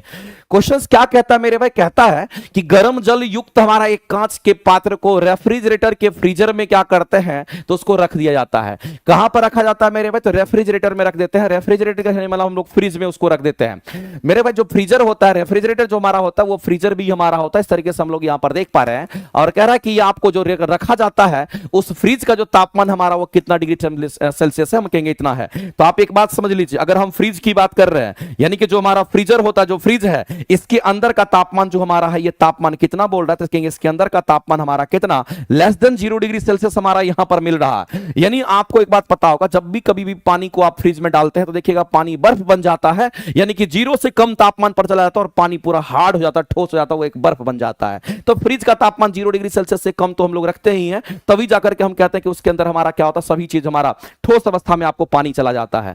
तो अगर गर्म जल युक्त, यहां पर गर्म जल को क्या करना था मेरे भाई, गर्म जल को रखना था, और गर्म जल को इस फ्रिज में रख रहे हैं। अब मेरे भाई गर्म जल को फ्रिज में ला करके रखेंगे, और जिस फ्रिज का तापमान 0 डिग्री सेल्सियस से कम होता है, इसमें फ्रिज में ला करके गर्म जल को रखेंगे, बताइए क्या होगा। तो ये हमारे पास क्या है, तो कहेंगे एक सिस्टम है, जिसको हम लोगों ने क्या कह दिया, ये हमारा फ्रिज है। मेरे भाई इस बात को समझिए, ये एक पूरा हमारा सिस्टम है, इसमें हम कह दिए कि ये हमारा क्या, कहेंगे यहां पर हमारा फ्रिज है, ये हमारा फ्रिज है। और इस फ्रिज में क्या करते हैं, तो गर्म जल युक्त, यानी कि जो हमारा पानी है वो गर्म जल युक्त को क्या करता था, इसमें हम लोग यहां पर गर्म जल को हम रख देते हैं। चलो इसके अंदर हम कहेंगे यहां पर गर्म जल को हम यहां पर रख देते हैं। अगर गर्म जल को आप रखिएगा तो जाहिर सी बात है मेरे भाई कि वो गर्म जल हमारा कहेंगे ज्यादा तापमान पर होगा। तब कहता कि यदि आप पात्र के अंदर वस्तु ताप का मापन कर सकते हैं, तो निम्नलिखित में से चित्र हमारा कौन सा समय के फलन के साथ ताप में परिवर्तन को दिखाता है। तो मेरे भाई समय के फलन के साथ ताप में परिवर्तन को सही रिप्रेजेंट कौन सा करता है, ये बात आपको बताना है। एक बात बताइए मेरे भाई कि फ्रिज का तापमान हमारा कितना था, 0 डिग्री सेल्सियस से भी कम था। उसमें हम किसको रखे, तो उसमें गर्म जल को रखे। गर्म जल का तापमान तो कहीं ना कहीं अधिक होगा। तो एक काम करते हैं, इस ग्राफ को फिर से आप देखिए, ये ग्राफ आपको फिर से देखना और फिर समझना है इस चीज को। अगर इस ग्राफ को अगर आप देखना चाहते हैं तो एक्चुअली में ये ग्राफ आपको कुछ इस तरीके से दिखाया गया। हम इस ग्राफ को पूरी तरीके से नीट एंड क्लीन कर देते हैं ताकि आपको बढ़िया तरीके से समझ में आ जाएगा। ये ग्राफ हमारा सीधा निकल गया। यहां पर ये ग्राफ अगर देखते हैं तो ये हमारा कुछ इस तरीके का ये हमारा ग्राफ हुआ है। अगर यहां पर अगर देखते हैं तो कुछ इस तरीके का हमारा ग्राफ हुआ है। इसका मतलब मेरे भाई यहां का करस्पॉन्डिंग तापमान, चूंकि ये तापमान का एक्सिस है, इधर अगर हमारा बढ़ेगा तो हम कहेंगे टेम्परेचर बढ़ेगा। इधर हम की बात करते हैं तो ये हमारा समय की बात करते हैं, टाइम की बात करते हैं। इसमें भी अगर हम लोग देखेंगे तो टाइम हमारा इधर की ओर बढ़ेगा। इधर की बात करते हैं तो ये हमारा कहीं ना कहीं यहां पर टेम्परेचर की बात करते हैं। यहां पर भी अगर देखेंगे तो ये हमारा ऊपर की ओर जाएंगे तो हमारा टेम्परेचर बढ़ेगा। इधर की ओर अगर हम जाएंगे तो हमारा टाइम यहां पर बढ़ता है। यहां पर भी अगर देखेंगे तो ये हमारा टेम्परेचर की बात करते हैं, यहां पर हमारा टेम्परेचर बढ़ता है और इधर की ओर जाते तो हमारा ये टाइम यहां पर बढ़ता है। मेरे भाई टेम्परेचर और टाइम के बीच में ग्राफ हमारा दे रखा है और क्वेश्चन में भी बोला था कि ताप का मापन हम लोग कर सकते हैं, लेकिन समय का जो फलन है वो ताप में परिवर्तन के साथ है, यानी कि हम लोगों को इसी के बीच में ग्राफ दे रखा है। तो टेम्परेचर और टाइम के बीच में हमारा ग्राफ है, जो लाल वाला वो हमारा ग्राफ हम लोगों को दिख रहा है। एक बात बताइए मेरे भाई, अगर ये 0 डिग्री सेल्सियस का तापमान का एक्सिस हमारा है, अगर इसको हम लोग 0 डिग्री सेल्सियस मान रहे हैं, ये जो लाइन आपको दिख रहा है, अगर ये 0 डिग्री सेल्सियस वाला लाइन हम लोगों को दिख रहा है, अगर ये 0 डिग्री सेल्सियस का है तो ये बात तो श्योर है मेरे भाई, इसके ऊपर जाएंगे तो तापमान ज्यादा होगा, इसके ऊपर तापमान ज्यादा होगा, इसके ऊपर तापमान ज्यादा होगा, इसके ऊपर तापमान ज्यादा होगा। अब यहां पर गर्म जल की अगर बात करते हैं तो आप ही बता दीजिए मेरे भाई कि गर्म जल का तापमान हमारा, इस गर्म जल का जो तापमान हमारा होगा वो 0 डिग्री सेल्सियस से क्या होगा, कहीं ना कहीं ज्यादा होगा। इस गर्म जल का तापमान 0 डिग्री सेल्सियस से कम होगा। हमारे फ्रिज का तापमान 0 से कम था, उसमें गर्म जल को हम रखेंगे। इसका मतलब है मेरे भाई जब हम गर्म पानी को रखें तो वो कहीं ना कुछ तापमान पर होगा। मान लेते 10, 20, 25 डिग्री सेल्सियस पर हमारा है, मान लेते 40 डिग्री सेल्सियस पर हमारा गर्म पानी है, और गर्म पानी का तापमान हम अपने हिसाब से मान लेते 40 डिग्री सेल्सियस, आप 50 भी मान लीजिए, 60 में कोई फर्क नहीं पड़ता है। तो अगर हम गर्म जल कह रहे हैं तो सभी के लिए गर्म जल के तापमान कितने को, तो 40 डिग्री सेल्सियस। ऊपर वाला हम कहेंगे ये हमारा 40 डिग्री सेल्सियस हमारा हो जाएगा। यहां भी हम मान लेते हैं ये 40 डिग्री सेल्सियस, हम समझाने के लिए बस समझा रहे हैं। अब मेरे भाई क्या होगा, जैसे ही हम गर्म जल को इसके अंदर रखेंगे तो कुछ समय के बाद क्या होगा, उसका तापमान घटना शुरू होगा। जैसे तापमान, जैसे टाइम बढ़ेगा वैसे ही तापमान उसका घटेगा। तो कहेंगे सर यहां तापमान हमारा घटना शुरू हो गया, यहां भी तापमान घटना शुरू हो गया, यहां भी तापमान घटना शुरू हो गया, यहां भी तापमान घटना शुरू हो गया। लेकिन यहां पर आपको ध्यान रखना है सर कि यहां जो हमारा ये तापमान है ये 0 डिग्री सेल्सियस को बताता है। ये किसको बता रहा है, कहेंगे हमारा यहां पर 0 डिग्री सेल्सियस को बता रहा है। और आपको यहां पर दिख भी रहा होगा ये किसका तापमान, कहेंगे हमारा 0 डिग्री सेल्सियस का लाइन है। ये हमारा 0 डिग्री सेल्सियस का, चलो एक कलर में दिखा देते हैं ताकि तुमको पूरी तरीके से ये क्लीन हो जाएगा। ये 0 डिग्री सेल्सियस है। ये कितना डिग्री सेल्सियस, तो कहेंगे 0 डिग्री सेल्सियस है। ये कितना डिग्री, कहेंगे यहां पर 0 डिग्री सेल्सियस है। ये कितना का लाइन है, कहेंगे हमारा 0 डिग्री सेल्सियस का लाइन हमारा है इस तरीके से।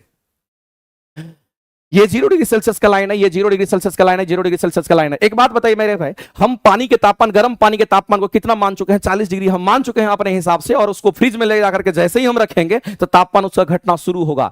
तापमान घट रहा है यहां भी, तापमान घट रहा है यहां भी, तापमान घट रहा है यहां भी, तापमान घट रहा है यहां भी, जहां पर घटने के बाद ये फिर बढ़ने लगा।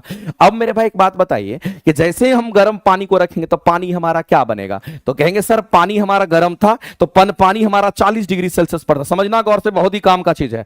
पानी 40 डिग्री पर सेल्सियस पर था और 40 डिग्री सेल्सियस पानी से तापमान घट करके ये पानी का तापमान कितना पहुंच जाएगा, क्योंकि ये पानी का तापमान हमारा 0 डिग्री सेल्सियस पर पहुंचेगा घटते घटते, और समय लेगा टाइम के साथ, और फिर घटते घटते ये हमारा पानी क्या होगा, तो 0 डिग्री सेल्सियस पर पानी है तो हम कहेंगे यहां पर फिर 0 डिग्री सेल्सियस पर हमारा क्या बन जाएगा, तो कहेंगे बर्फ बनेगा।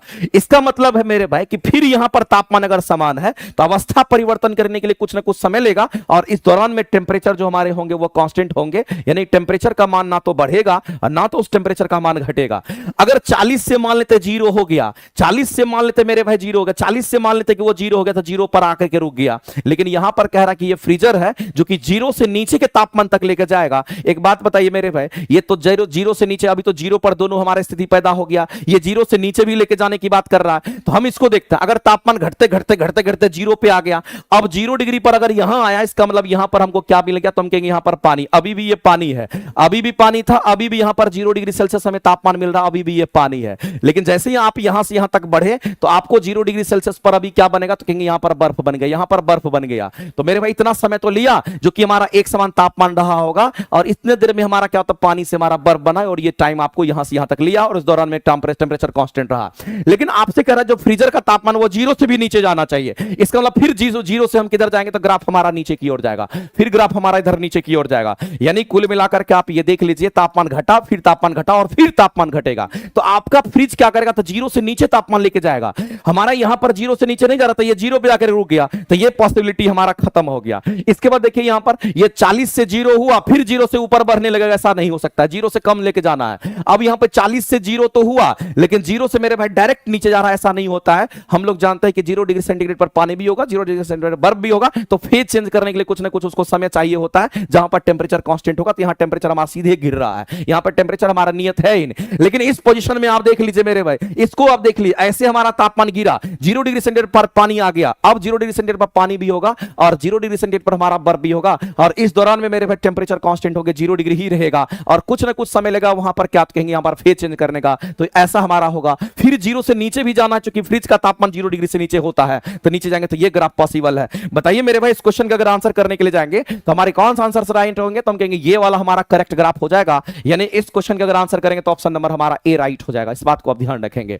तो क्वेश्चन कितना आसान था, अगर आपको कंसेप्ट पता है तो क्वेश्चन में कोई दिक्कत नहीं है, मुझे नहीं लगता कि कहीं से कोई परेशानी होना है, बस और बस समझ करके काम करना है। देखिए क्वेश्चन कैसा बनता है। अगला क्वेश्चन मेरे भाई आप देख लीजिए, ये बेहतरीन क्वेश्चन है, इसके बारे में हम पढ़ा चुके हैं आपको। बताइए इस क्वेश्चन के आंसर, सब एनसीईआरटी एग्जाम्पलर्स और एनसीईआरटी एससीईआरटी के क्वेश्चंस को हम ढूंढ ढूंढ करके निकाल कर लाएंगे और सभी क्वेश्चन को एक एक करके करा देंगे, चाहे वो थियोरेटिकल क्वेश्चन हो, चाहे वो आपको न्यूमेरिकल क्वेश्चंस का हो, फिजिक्स केमिस्ट्री बायो के एक से एक बेहतरीन क्लासेस, एक से एक बेहतरीन क्वेश्चंस को हम कराएंगे आपके सामने में।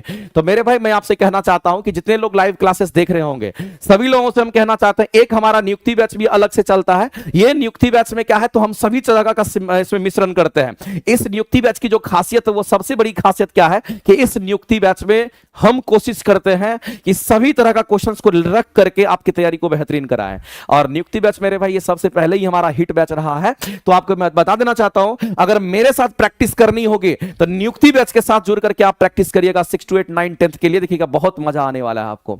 तो आप मेरे भाई इस चीज के लिए ध्यान में रखना कि इसमें सभी तरह के क्वेश्चंस का समावेश रहता है और इतना बेहतरीन क्लास आपको प्रोवाइड करेंगे कि मजा आ जाएगा। इसमें 4000 क्वेश्चंस आपको कराए जाएंगे। ये क्लासेस आपको प्लेटफॉर्म बाय नवीन कुमार सिंह एप्लीकेशन पर मिलना है। इसी तरीके से अगर किसी को लगता है कि हमको थ्योरी की क्लासेस चाहिए, अगर किसी को लगता है कि हमको थ्योरी की क्लासेस चाहिए, तो मैं आपको कह देना चाहता हूं मेरे भाई कि 25 तारीख से, अभी तो पहला ही टॉपिक स्टार्ट किए हैं, आरंभ बैच आप देख रहे होंगे, ये 25 तारीख से ये बैच हमारा स्टार्ट हुआ है और 25 तारीख से ये बैच हमारे आए हैं। ऑनलाइन भी है और ऑफलाइन भी है। ऑफलाइन करना चाहते हैं तो भिकना पारी मेन सेंटर पर आकर के कर सकते हैं पटना में, और ऑनलाइन में अगर करना चाहते हैं तो आरंभ बैच आपको मिलेगा प्लेटफॉर्म बाय नवीन कुमार सिंह एप्लीकेशन पर। मेरे भाई आरंभ बैच में अगर किसी को भी लगता है कि फिजिक्स केमिस्ट्री बायो तीनों मेरे से पढ़ना और बेहतरीन तरीके से पढ़ना, आइए इस क्लासेस में आपको बेहद मजेदार तरीके से हम आपको क्लासेस करेंगे और बहुत ही मजा आएगा इसमें।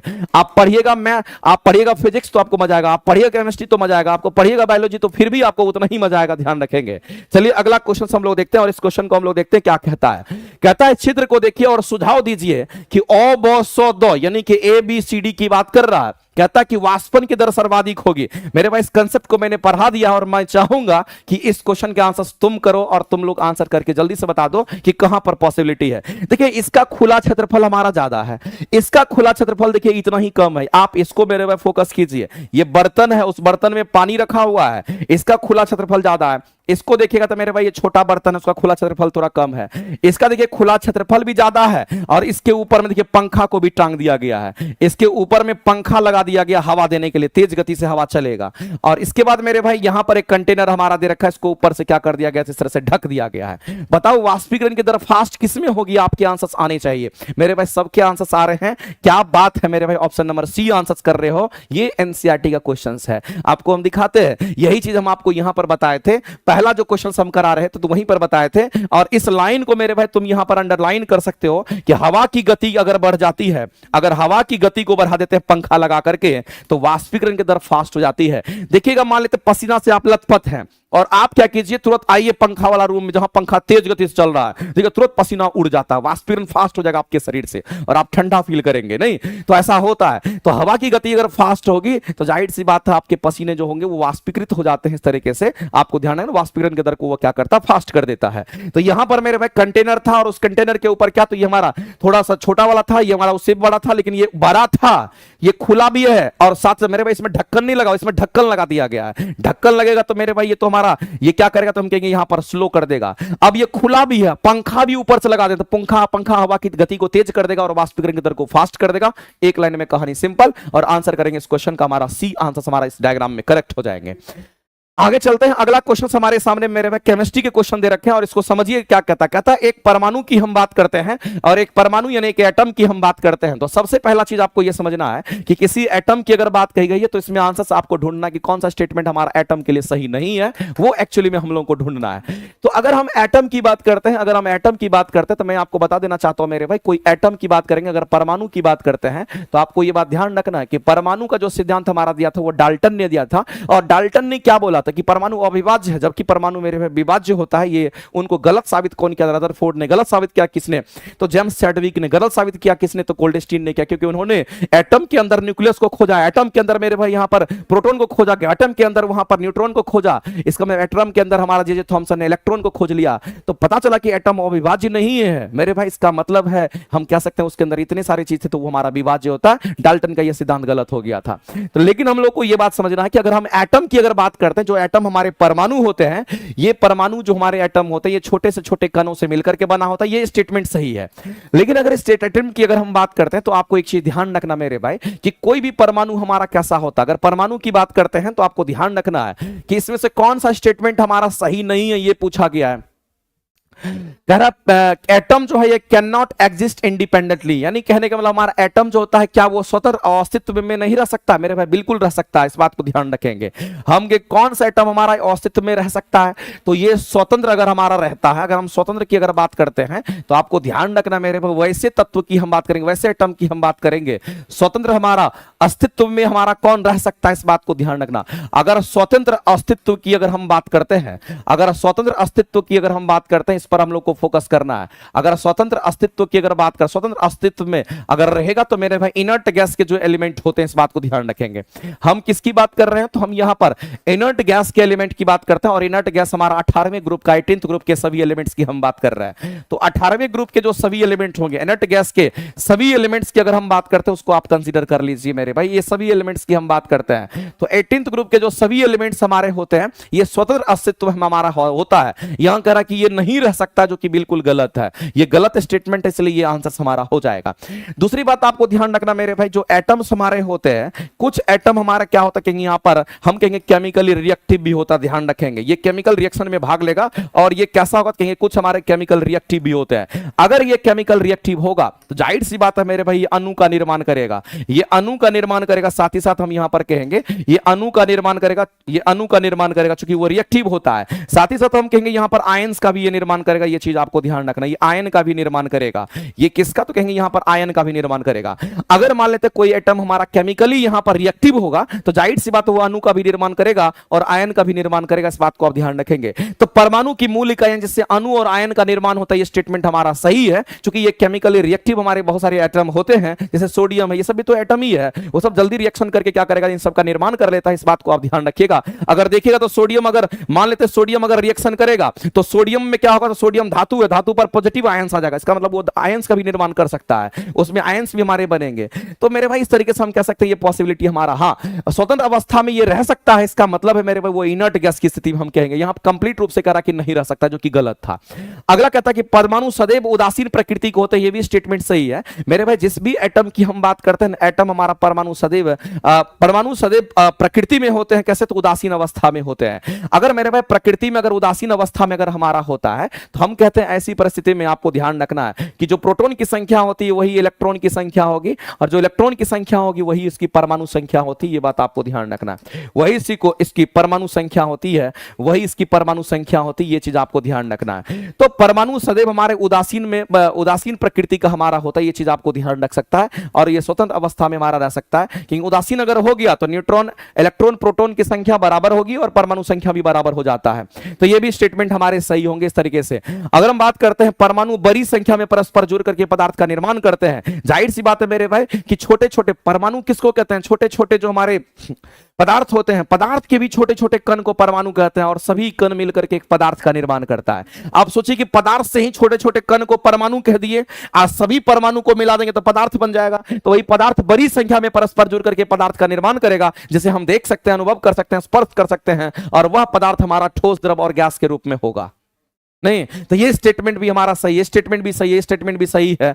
जो गलत था मेरे भाई, हम कहेंगे यहां पर ए स्टेटमेंट हमारा गलत था, और यही हम लोग आंसर्स करेंगे। आगे चलते हैं, अगला क्वेश्चन कहता है कि कौन सा हमारा सर्वदा सही है, ये आपसे पूछा गया है। तो कौन सा इसमें से सही है, उसके आंसर्स आपको करने हैं। बताइए मेरे भाई, अगर हम यहां पर बात कर रहे हैं, आपको ये स्टेटमेंट फर्स्ट दे रखा है, आप इसको फर्स्ट मान करके चलिएगा। आप एक बात बताइए मेरे भाई, अगर परमाणु उदासीन अवस्था में होता है, किस अवस्था में होता है, तो आपको ध्यान रखना है, अगर परमाणु हमारा उदासीन अवस्था में होता है तो एक लाइन में आप जान लीजिए, परमाणु अगर हमारा उदासीन अवस्था में अगर पाया जाता है तो हम लोग सीधा कहते हैं मेरे भाई कि उसमें हमारे इलेक्ट्रॉन की संख्या परमाणु संख्या, न्यूट्रॉन की संख्या परमाणु संख्या, तो मेरे भाई हम लोग को सीधा कहना होता है कि इस केस में हम लोग कह सकते हैं कि जो प्रोटॉन की संख्या होगी वही किसके बराबर होगी, तो वही हमारा यहां पर प्रोटॉन की संख्या हमारा किसके बराबर, तो कहेंगे परमाणु संख्या के बराबर होता है। ये किसके बराबर, तो कहेंगे परमाणु संख्या के बराबर होगा, और जो परमाणु संख्या होगा वही हमारा किसके बराबर होगा, कहेंगे यहां पर इलेक्ट्रॉन की संख्या के बराबर होगा। सीधी सी बात है, और सीधा बात मेरे भाई इसी तरीके से आपको समझना है। तो अगर आपसे सर्वदा सही की बात कर रहा था, एक परमाणु में इलेक्ट्रॉन प्रोटॉन की संख्या समान होती है, तो मेरे भाई इस बात को आप ध्यान रखना, अगर हम परमाणु एटम की बात करते हैं तो एटम हमारे अगर उदासीन है, एटम हमारे कैसे हैं, तो कहेंगे उदासीन अवस्था में अगर होता है तो उसमें परमाणु की संख्या, इलेक्ट्रॉनों की संख्या और प्रोटॉनों की संख्या तीनों आपस में बराबर हो जाता है। उदासीन अवस्था में ऐसा होता है, तो एक परमाणु में इलेक्ट्रॉन और प्रोटॉन की संख्या समान हो जाती है। यह स्टेटमेंट मेरे भाई यहां पर सही है, राइट है। उदासीन अवस्था की हम बात कर रहे हैं, इस बात को ध्यान रखिएगा। एक परमाणु में इलेक्ट्रॉन और न्यूट्रॉन की संख्या समान हो सकती है, मेरे इलेक्ट्रॉन और न्यूट्रॉन की संख्या समान नहीं होती, इस बात को आप ध्यान रखना, यह गलत है। एक परमाणु में प्रोटॉन और न्यूट्रॉन की संख्या समान नहीं होगी, यह बात आपको ध्यान रखना है। एक परमाणु में प्रोटॉन, इलेक्ट्रॉन, प्रोटॉन और न्यूट्रॉन, ये इलेक्ट्रॉन समान होंगे, प्रोटॉन समान होंगे, इलेक्ट्रॉन की संख्या, प्रोटॉन की संख्या, परमाणु संख्या समान होगी, लेकिन न्यूट्रॉन आकर के यहां गलत कह दिया मेरे भाई, तो इसीलिए हम लोग ऐसा कहते हैं। और एक बात याद रखिएगा कि परमाणु संख्या जब भी डिफाइंड होता है तो परमाणु प्रोटॉनों की संख्या से डिफाइंड होता है, और किसी भी तत्व का आपको एक लाइन में याद रखना, किसी भी तत्व की अगर हम बात करते हैं तो उस तत्व की परमाणु संख्या नहीं बदलती है, मतलब प्रोटॉनों की संख्या नहीं बदलती है। हाँ, क्या बदलता है उसका, तो द्रव्यमान संख्या बदलता है। क्यों? क्योंकि अगर मेरे भाई इलेक्ट्रॉन आ गया तो हम कहेंगे उसका, इलेक्ट्रॉन अगर आ जाएगा उसके ऊपर में तो हम कहेंगे उसकी द्रव्यमान संख्या कुछ और, सॉरी द्रव्यमान, इलेक्ट्रॉन अगर उसके आ जाएंगे तो प्रोटॉनों की संख्या कुछ और हो जाएगी। लेकिन इलेक्ट्रॉन आने जाने से हमारा कुछ हो सकता है, इलेक्ट्रॉन की संख्या बढ़ेगी घटेगी, लेकिन प्रोटॉनों की संख्या, परमाणु संख्या कभी नहीं घटती बढ़ती, ये चीज आपको ध्यान रखना है। तो अगर इस तरीके के क्वेश्चंस को अगर सॉल्व करते तो आपके काम बन जाएंगे। अब देखिए ये वाला क्वेश्चन मेरे भाई कितना ही खतरनाक है, बताइए इस क्वेश्चन के आंसर देखते हैं कितने लोग लॉजिकली इस क्वेश्चन के आंसर तुरंत करके बताते हैं। अगर मेरे भाई यहां पर संयोजकता कितना बोला है, अगर बोला है आपसे कि वैलेंसी 1 की बात कर रहा है, तो आपको पता होगा मेरे भाई जब कभी भी हम वैलेंसी की बात करते हैं और वैलेंसी जब हमारा 1 होता है, वैलेंसी जब हमारा 2 होता है, या फिर वैलेंसी की अगर हम बात करते हैं अगर हमारा वैलेंसी 3 होता है, वैलेंसी 1, 2 या 3 में से कुछ हो होता है तो इसको हम लोग धातु कहते हैं, ये हमारा धातु होता है। अगर वैलेंसी किसी के बाहरी कक्षा में 1 इलेक्ट्रॉन होगा, 2 इलेक्ट्रॉन होगा, 3 इलेक्ट्रॉन होगा, तो उसको हम लोग डायरेक्ट कहते हैं कि वो हमारा धातु होगा। देखते हैं कितने लोग आंसर आ रहे हैं। ए ऑप्शन बहुत सारे बच्चे का आंसर आ रहा है मेरे भाई, सदैव धातु या सदैव उपधातु या धातु धातु दोनों होगा। अभी देखिए काम मामला एकदम आपका फिनिश हो जाएगा, देखते रहिए आप खाली। तो अगर हम बात करते मेरे भाई वैलेंसी का, तो वैलेंसी हमारा किसका 1 हो सकता है, कहेंगे 1 अगर होगा तो धातु होगा, धातु अगर है तो 1 होगा, और धातु अगर धातु होगा तो 1 होगा, या तो 1 होगा, या तो 2 होगा, या तो 3 होगा। जिसकी वैलेंसी 1 है धातु है, जिसकी वैलेंसी 2 है धातु है, जिसकी वैलेंसी 3 भी होगी तो धातु होगी। लेकिन मेरे भाई एक अपवाद भी आप नहीं भूलिए, और ये अपवाद यही तो मेरे भाई क्वेश्चंस को बर्बाद कर देता है। अपवाद जिसको आप एक्सेप्शन कहते हैं, यही तो अपवाद है, यही तो एक्सेप्शन है। और अपवाद में आप देखेंगे तो आप हाइड्रोजन को कंसीडर कीजिए, और हाइड्रोजन हमारा क्या कहेंगे यहां पर हमारा अधातु होता है, हाइड्रोजन अधातु है, लेकिन इसकी वैलेंसी कितनी है, तो कहेंगे इसकी जो वैलेंसी की बात करेंगे ये हमारा 1 ही होता है मेरे भाई। यानी इस क्वेश्चन का अगर आंसर करने के लिए जाएंगे, आप बता दीजिए मेरे भाई इस क्वेश्चन के आंसर क्या होने वाले हैं। क्या मेरे भाई आप इसमें गलती नहीं करते? श्योर आप इसमें गलती कर जाते, नहीं गलती करने का कोई सवाल नहीं बनता है। तो धातु और अधातु हमारा दोनों हो जाएगा, और आंसर करेंगे ऑप्शन नंबर सी हमारे राइट हो जाएंगे। इस बात को आप ध्यान रखना, हाइड्रोजन को तुम छोड़ नहीं सकते हो, और ये अपवाद है। केमिस्ट्री की जो फर्स्ट क्लासेस हम पढ़ाए थे तो वहीं पर हम मेटल और नॉन मेटल में चर्चा किए थे, इसके बारे में याद कीजिए। अगर आप मेरी क्लासेस को थ्योरी को बढ़िया तरीके से पढ़ रहे होंगे तो ये सारी चीजें आपके दिमाग में पूरी तरीके से जाएगा और बस आपको इसी तरीके से पढ़ना है। यहां सदैव बोल दिया यानी कि आपको अधातु की बात ही नहीं सोचनी है मेरे भाई। अधातु में तो पॉसिबिलिटी है, सदैव देखो सदैव बोल दिया, सदैव का मतलब ऑलवेज कह रहा है। ऑलवेज ऐसा नहीं होगा क्योंकि एक अधातु होता है जिसको हम लोग हाइड्रोजन कहते हैं और उसमें एक ही इलेक्ट्रॉन होगा और कहते हैं मेरे भाई कि वही हमारा प्रोटॉनों की संख्या, वही परमाणु संख्या और उसी को हम लोग क्या कह देते हैं, तो वही हमारा वैलेंसी भी हो जाता है, एक ही हमारा होता है। इस तरीके से मेरे भाई तो न तो सदैव धातु, न तो सदैव अधातु, न तो सदैव उपधातु, तो हम लोग सीधा कहते हैं। और पूरे पीरियोडिक टेबल को अगर आप उठा लीजिए, अगर पीरियोडिक टेबल की अगर हम बात करते हैं तो पूरे पीरियोडिक टेबल में आपको पता होना चाहिए 91 को हमारा धातु होता है। उसके बाद अगर आप ध्यान रखेंगे तो यहां पर अधातु की संख्या कितनी होगी, तो कहेंगे 20 को हमारा अधातु होता है, इसको आप ध्यान में रखेंगे। और इसके बाद अगर आपसे पूछता है मेरे भाई कि बताइए उपधातु की संख्या कितनी होगी, तो मैं आपको यह भी बता देना चाहता हूं कि यहां पर उपधातु की जो संख्या होगी वो कितनी होगी, तो आपको ध्यान रखना है कि उपधातु की संख्या यहां पर 7 होती है। इतना चीज आपको ध्यान रखना है। तो इसको आप देखेंगे तो ये हमारा कितना हो जाएगा, 91 7 हमारा क्या होता है 98 98 20 118 यानी पीरियोडिक टेबल में 118 को तत्व होता है। ये सब आपको पता ही होना चाहिए।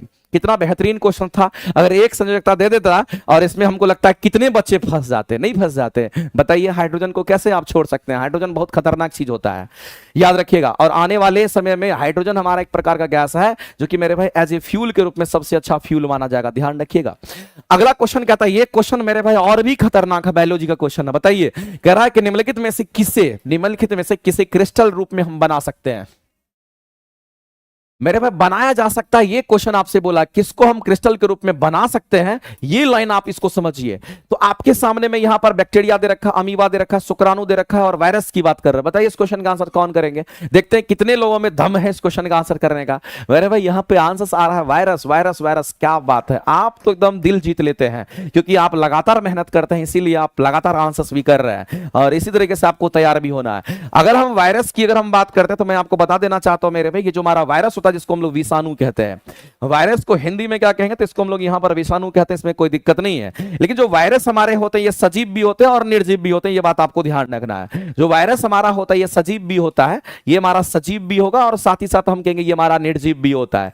अगर वायरस हमारा निर्जीव है, यदि हमारा वायरस निर्जीव है तो आप समझ लीजिए मेरे भाई किसको हम लोग क्रिस्टल फॉर्म में बना सकते हैं, इसका क्रिस्टलाइजेशन हम लोग कर सकते हैं। अगर ये निर्जीव है तो कब है, अगर हमारे शरीर से बाहर है तो निर्जीव है, अगर हमारे शरीर के होगा अंदर होगा तो सजीव होगा।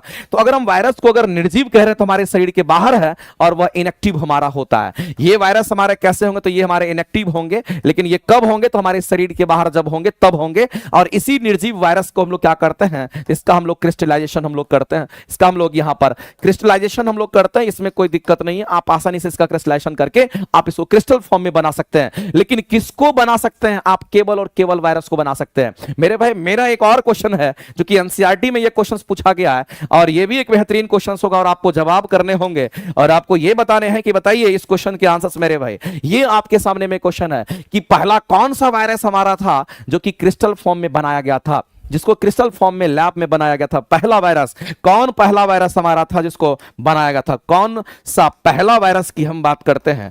कौन सा पहला वायरस हमारा था जिसको लैब में बनाया गया था और वो भी क्रिस्टलाइन फॉर्म में बनाया गया था। कौन सा पहला वायरस की हम बात करते हैं, ये आपको बताना। कौन सा पहला वायरस हमारा है जिसको हम क्रिस्टलाइन फॉर्म में बनाए थे, इस बात को ध्यान रखना। जिसको हम लोग यहां पर क्रिस्टलाइजेशन हमने किया था, इसको आप ध्यान रखें। ये हमारा हम लोग क्या किए थे, इसको हम लोग क्रिस्टलाइन फॉर्म में डेवलप किए थे, इस बात को ध्यान रखे थे। तो मेरे भाई याद रखना वो कौन सा वायरस हमारा था। तो आपको आंसर अभी भी मेरे भाई हम आपको दे रहे हैं समय और आपको बताने हैं और बेहतरीन क्वेश्चंस है मेरे भाई, आपको जल्दी से बताना है। टोबैको मैजिक वायरस हमारा होता है, टोबैको मैजिक वायरस हमारा होता है। कौन सा मेरे भाई, तो हम कहेंगे यहां पर टोबैको मैजिक वायरस की हम बात करते हैं। टोबैको मैजिक वायरस हमारा होता है। ये टोबैको मैजिक वायरस मेरे भाई कब बनाया गया था, 1935 में, याद रखिएगा। 1935 में यही वो वायरस हमारा पहला वायरस था जिसको यहां पर किस रूप में बनाया गया था, तो ये क्रिस्टलाइन फॉर्म में बनाया गया था। आपके एग्जाम का क्वेश्चंस है, इस बात को ध्यान रखना मेरे भाई, ये आपके क्वेश्चंस में आया है, आएगा। मैजिक MOSASIC ऐसे लिखते हैं, मैजिक को ऐसे लिखिए MOSAIC, मैजिक वायरस की बात करते हैं। टोबैको मैजिक वायरस हमारा होता है जो कि हमारा तंबाकू वगैरह का जो खेती होता है उसमें ये वायरस अटैक करता है, ध्यान रखेंगे। तो इस क्वेश्चन के आंसर हमारे निकल करके आएंगे। लेकिन अगर हम लोग इसमें से और ऑप्शंस को अगर देखते हैं तो जीवाणु की बात करते हैं, शुक्राणु की बात करते हैं और अमीबा की बात करते हैं। मेरे भाई ये हमारा कैसा होता है कि ये निर्जीव अवस्था में नहीं होता है, ये केवल और केवल हमें सजीव अवस्था में देखने को मिलता है। ये केवल हमारा सजीव केवल सजीव अवस्था में ये देखने को मिलता है, ये निर्जीव अवस्था में नहीं होता, केवल सजीव अवस्था में हमारा होता है। हम किसकी बात कर रहे हैं? तो हम यहां पर जीवाणु, अमीबा और शुक्राणु की बात करते हैं। वायरस मेरे भाई डेड भी होता है, वायरस हमारा सजीव भी होता है, निर्जीव भी होता है। ये दोनों बात आपको ध्यान रखना है। इस तरीके से इस क्वेश्चन के आंसर हम लोग करेंगे, बी ऑप्शन हमारा राइट हो जाएगा। और हम आपको कह देना चाहते हैं मेरे भाई कि अगर लगातार इस सेशन को आप कर लिए ना तो आपको वो क्वेश्चन कराए जाएंगे जिसकी चाहत आपको है, जो आपके एग्जाम में डायरेक्ट दिखेगा। ठीक है। और सबसे बड़ी बात है कंसेप्ट दिखेगा। कंसेप्ट मार्केट में बिकता नहीं है। उल्लू बनाने वाले ढेरे मास्टर मिलेंगे, लेकिन सटीक चीज, सही चीज का ज्ञान देने वाले बहुत कम मास्टर आपको मिलेगा। सिर्फ भटकाने से भटकना नहीं है, पढ़ना है। जहां से समझ रहे हैं कि हमारा सिलेक्शन जहां से होता है वही हमारा कोर है, और उस चीज को तुम कभी इग्नोर नहीं कर सकते हो। वो हमेशा अपना रिजल्ट देता है, रिजल्ट देता ही रहेगा। अगर बात करते हैं इस क्वेश्चन के बारे में, बोल रहा है कि वह अंगक बताइए, वह ऑर्गेनेल्स बताइए। हमारे शरीर के अंदर बहुत सारे ऑर्गेनेल्स हैं, तो कह रहा है कि वह ऑर्गेनेल्स मेरे भाई बताइए जिसमें कोशिका भित्ति नहीं होती है। जिसमें कोशिका भित्ति नहीं होती, ये आपसे पूछा गया है। एक बात बताइए मेरे भाई, कोशिका भित्ति की अगर हम बात करते हैं, राइबोसोम हमारा हो गया, गोल्जी बॉडी हमारा हो गया, हरित लवक हमारा हो गया, केंद्रक हमारा हो गया। तो बताइए कौन सा ऐसा ऑर्गेनेल्स है जिसमें कोशिका भित्ति नहीं होती है? फटाफट करके मेरे भाई आपको आंसर्स करने हैं, और आपको फटाफट करके आंसर्स करके बताना है कि इसमें कोशिका भित्ति नहीं होती है। तो आप सीधा कहोगे कि सर इस क्वेश्चन का आंसर करने में लोग क्या करेंगे, तो राइबोसोम हमारा करेक्ट आंसर हो जाएगा। इसमें कहीं से कोई दिक्कत नहीं है। लेकिन हम आपको बताना चाहते हैं मेरे भाई, इस बात को ध्यान रखना है कि इसमें से कौन सा हमारा ऐसा है जिसमें हमारा कहेंगे मेम्ब्रेन नहीं होता है, जिसमें कोशिका भित्ति नहीं होती है। तो आपको ध्यान रखना, हम यहां पर किसकी बात कर रहे थे? तो हम राइबोसोम की बात कर रहे थे। इसको नोट करके घोट करके पी जाना, और तुम्हारे एग्जाम में आता है। तो राइबोसोम में कहते हैं कि कोशिका भित्ति नहीं होती, ये चीज आपको ध्यान रखना। राइबोसोम की बात करते हैं, इसमें हमारा कोशिका भित्ति अनुपस्थित होता है, ये हमारा इसमें नहीं होता है। लेकिन अगर हम बात करते हैं मेरे भाई, अगर हम बात करते हैं लाइसोसोम की, हम बात कर लेते हैं। हम किसकी बात कर लेते हैं? ये भी क्वेश्चन आपके लिए इंपॉर्टेंट है। अगर लाइसोसोम की हम बात कर लेते हैं, साथ ही साथ अगर हम वैक्यूल की बात करते हैं, आपको ध्यान रखना ये जो वैक्यूल होता है इसको रसधानी कहते हैं। तो वैक्यूल एनिमल सेल में भी होगा, प्लांट सेल में भी होता है। लेकिन एनिमल सेल में बहुत छोटा साइज का होता है, उसका कोई यूज नहीं होता है। लेकिन वैक्यूल जो हमारा होता है प्लांट सेल में, ये बहुत बड़ा होता है, उसको रसधानी कहते हैं। इसमें भोजन का संग्रह वो करता है प्लांट। अब ये वैक्यूल की हम बात कर लेते हैं, साथ ही साथ हम लोग गोल्जी बॉडी की बात कर लेते हैं। तो एक बात याद रखिएगा, अगर हम यहां पर गोल्जी बॉडी की बात कर रहे हैं, तो जो गोल्जी बॉडी है इसी को गोल्जी apparatus भी हम लोग कहते हैं, ध्यान रखेंगे। और साथ ही साथ एंडोप्लाज्मिक रेटिकुलम की हम बात करते हैं। अगर मेरे भाई इन सब की अगर हम बात करते हैं ना, तो इन सब में आपको ध्यान रखना कि सिंगल मेम्ब्रेन होता है। इसमें कैसा होगा तो याद रखना मेरे भाई, इसमें हमारा सिंगल मेम्ब्रेन होता है, ये चीज आपको ध्यान रखना है। इसमें कोशिका भित्ति होती है, सिंगल लेयर का कोशिका भित्ति होगा। इसमें तो कोशिका भित्ति होबे नहीं करता राइबोसोम में, इसमें तो मेरे भाई होबे नहीं करता। इसमें होगा, लाइसोसोम में भी होगा, इसमें भी होगा, इसमें भी होगा, इसमें भी होगा, लेकिन ये सिंगल मेम्ब्रेन का हमारा होता है। तो डबल मेम्ब्रेन पे भी क्वेश्चन आता है मेरे भाई, माइटोकॉन्ड्रिया, केंद्रक और क्लोरोप्लास्ट वगैरह की हम बात करते हैं। तो आपको ध्यान रखना, दूसरा हमारा ये माइटोकॉन्ड्रिया की हम बात करते हैं, और ये चीज आपको किसी भी सूरत में अच्छे तरीके से आना चाहिए। अगर माइटोकॉन्ड्रिया की बात करते हैं, और साथ ही साथ अगर हम यहां पर क्लोरोप्लास्ट की अगर हम बात करते थे, और क्लोरोप्लास्ट हरित लवक जो हमारा होता है, और इसके साथ साथ हम कहेंगे केंद्रक की बात करते हैं, यानी कि हम न्यूक्लियस की बात करते हैं। ये बात आपको ध्यान रखना है मेरे भाई। यहां पर माइटोकॉन्ड्रिया की बात कर रहे हैं, क्लोरोप्लास्ट की बात कर रहे हैं, और न्यूक्लियस की बात करते हैं, तो याद रखिएगा इसमें हमारे डबल मेम्ब्रेन होते हैं। ये चीज आपको ध्यान रखना है। इसमें क्या होंगे तो यहां पर हम सीधा कहेंगे हमारा डबल मेम्ब्रेन होता है, इसमें डबल मेम्ब्रेन होता है, ये चीज आपको ध्यान रखना है। इसमें आपको डबल मेम्ब्रेन होता है, ये चीज आपको ध्यान रखना है। तो मेरे भाई आपसे बोला गया वह अंगक, वह सेल ऑर्गेनेल्स बताइए इसमें कोशिका भित्ति नहीं होती है, तो वह कौन होगा? तो कहेंगे वो हमारा राइबोसोम होगा। और इस तरीके से मेरे भाई इस क्वेश्चन के आंसर्स को हम लोग आसानी से बहुत ही खूबसूरत तरीके से हम लोग कर सकते हैं। लेकिन ये सब सिंगल मेम्ब्रेन का होगा, इसमें भी होगा तो लेकिन डबल होगा, इसमें हमारा होगा तो कैसा होगा? तो कहेंगे सिंगल होगा। ये बात आपको ध्यान रखना। और देखिए गोल्जी बॉडी का जो नाम होता है ना, गोल्जी बॉडी को आप गोल्जी बॉडी भी कह सकते हैं, गोल्जी apparatus भी कह सकते हैं, ये सब उसका नाम होता है। इस बात को आप ध्यान रखिएगा। तो गोल्जी बॉडी का मेन काम क्या होता है तो ये आप समझ लीजिए। जब भी हम गोल्जी बॉडी की बात करने के लिए जाते हैं तो हमारे शरीर के अंदर गोल्जी बॉडी का एक ही मेन फंक्शन होता है कि हमारे शरीर में क्या करता है, प्रोटीन हमारे शरीर में क्या करेगा, फैट्स की बात करेगा, खनिज लवण का परिवहन करने का काम करता है। तो सीधी सी बात है मेरे भाई, ये गोल्जी एपरेटस क्या करेगा, तो खनिज लवण का परिवहन करता है शरीर में, ये बात आपको ध्यान रखना है। अगर हम खनिज लवण की बात करते हैं तो खनिज लवण का जो परिवहन करेगा तो वो कौन करेगा, तो सीधा हम लोग कहेंगे यहाँ पर गोल्जी बॉडी करता है, ये बात आपको ध्यान रखना है। और जो क्लोरोप्लास्ट होता है, इसी क्लोरोप्लास्ट में ना क्लोरोफिल पाया जाता है, यही हमारा फोटोसिंथेसिस करवाता है, ये बात आपको पता ही होगा। और केंद्रक के बारे में तो सब जानता है मेरे भाई। तो चलते हैं हम लोग आगे बढ़ते हैं और अगला क्वेश्चन हम लोग देखते हैं। और याद रखिएगा, अगर किसी को लगता है कि हमको पूरी प्रैक्टिस करना, दमदार तरीके से करना, मेरे साथ जुड़ के करना है, बेहतरीन क्वालिटी के साथ अच्छी अपनी तैयारी करनी है, मेरे भाई नियुक्ति बैच आपके पास होना चाहिए। और ये वो क्लासेस है जो आपको सब कुछ दे करके जाएगा, पूरी प्रैक्टिस, यानी कि आपको नौकरी दे करके जाएगा। और आपको लगातार ये क्लासेस करना है, लगातार वहां से भी करना है। अगर किसी एक को फॉलो कर रहे हैं तो प्रॉपर करिए, आपके हर एक तरह से हर एक चीज आपका मजबूत होगा, चाहे फिजिक्स हो, केमिस्ट्री हो, बायो हो, कहीं से कोई दिक्कत आपको नहीं होगा। हाँ, 3 बजे से मेरी क्लासेस होगी। जहां जो क्लासेस आपका ऑफलाइन में होना है बिल्कुल हमारा होगा। अगर मेरी क्लासेस 3 बजे होती है, अगर हमारी क्लासेस 2 बजे से होती है, 2 बजे होबे करेगा। अगर हमारी क्लासेस 3:30 बजे से होती है, वो भी क्लासेस हमारी हो भी गई हैं। तो आपको सारे क्लासेस को भी करना और लगातार ये यूट्यूब पर जो क्लासेस हम दे रहे हैं इसको भी आपको लगातार करना है। बताइए मेरे भाई, वैसा ही क्वेश्चन क्या आपका आ गया क्या, जो मैंने बताया था उसी से रिलेटेड ये क्वेश्चन आ गया क्या, एक बार बता दीजिए मेरे भाई। अगर हम डबल मेम्ब्रेन की बात करते हैं, माइटोकॉन्ड्रिया हो गया, प्लास्टिड हमारा हो गया, माइटोकॉन्ड्रिया, प्लास्टिड और न्यूक्लियस, ये हमारा डबल मेम्ब्रेन का होता है, याद रखिएगा। अगर हम किसकी बात करेंगे तो हम यहां पर माइटोकॉन्ड्रिया की बात करते हैं, हम यहां पर माइटोकॉन्ड्रिया की बात करते हैं। साथ ही साथ मेरे भाई यहां पर प्लास्टिड, जिसको क्लोरोप्लास्ट के नाम से हम लोग जानते हैं, चलो क्लोरोप्लास्ट ही लिख देते हैं, ये हमारा क्लोरोप्लास्ट हो गया। साथ ही साथ अगर हम बात करते हैं यहां पर न्यूक्लियस की, अगर बात करते हैं तो आप एक बात जान लीजिए मेरे भाई, इसके कैसे मेम्ब्रेन होते हैं, तो इसमें आपको ध्यान रखना है कि डबल मेम्ब्रेन होता है। इसमें कैसा कहेंगे, यहां पर डबल मेम्ब्रेन होता है, ये चीज आपको ध्यान रखना है। यहां पर डबल मेम्ब्रेन होता है, इसमें हमारा दोहरी कहते हैं कोशिका झिल्ली होती है, डबल मेम्ब्रेन हमारा होता है। कोशिका भित्ति किसमें नहीं होता, कहेंगे राइबोसोम में कोशिका भित्ति नहीं होता है। और जिसमें भी हमारा कोशिका भित्ति नहीं होगा, जिसमें भी हमारे सेल वाल नहीं होंगे मेरे भाई, जिसमें भी कोशिका भित्ति हमारा नहीं होगा, आपको ध्यान रखना वो हमारा कौन होगा, कि हमारा वो राइबोसोम होता है। इस क्वेश्चन के आंसर यही आपके मिल गए थे।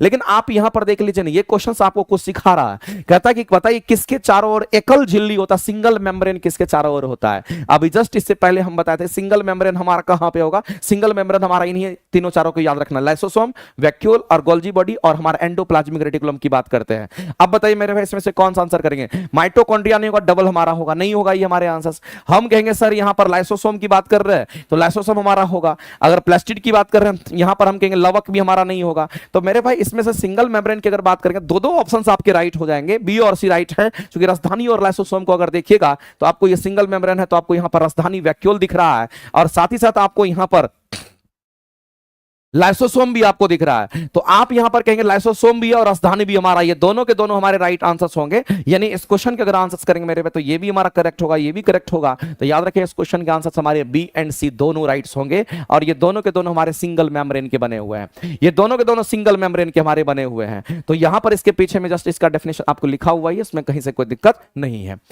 अगला क्वेश्चन मेरे भाई यहां पर 11वां नंबर जो क्वेश्चन हमारा दे रखा है वो सिल्वर नाइट्रेट की बात कर रहा है। एक बात बताइए, अगर आपसे सिल्वर नाइट्रेट के घोल की बात करता है, और ये बहुत ही बेहतरीन क्वेश्चन है, आपके एग्जाम में आने की संभावना बहुत ज्यादा है, ये एग्जाम आस्किंग क्वेश्चन आपका हो सकता है। एग्जाम में मेरे भाई ऐसे क्वेश्चन आपके एनसीईआरटी से उठा करके डायरेक्ट दे देता है।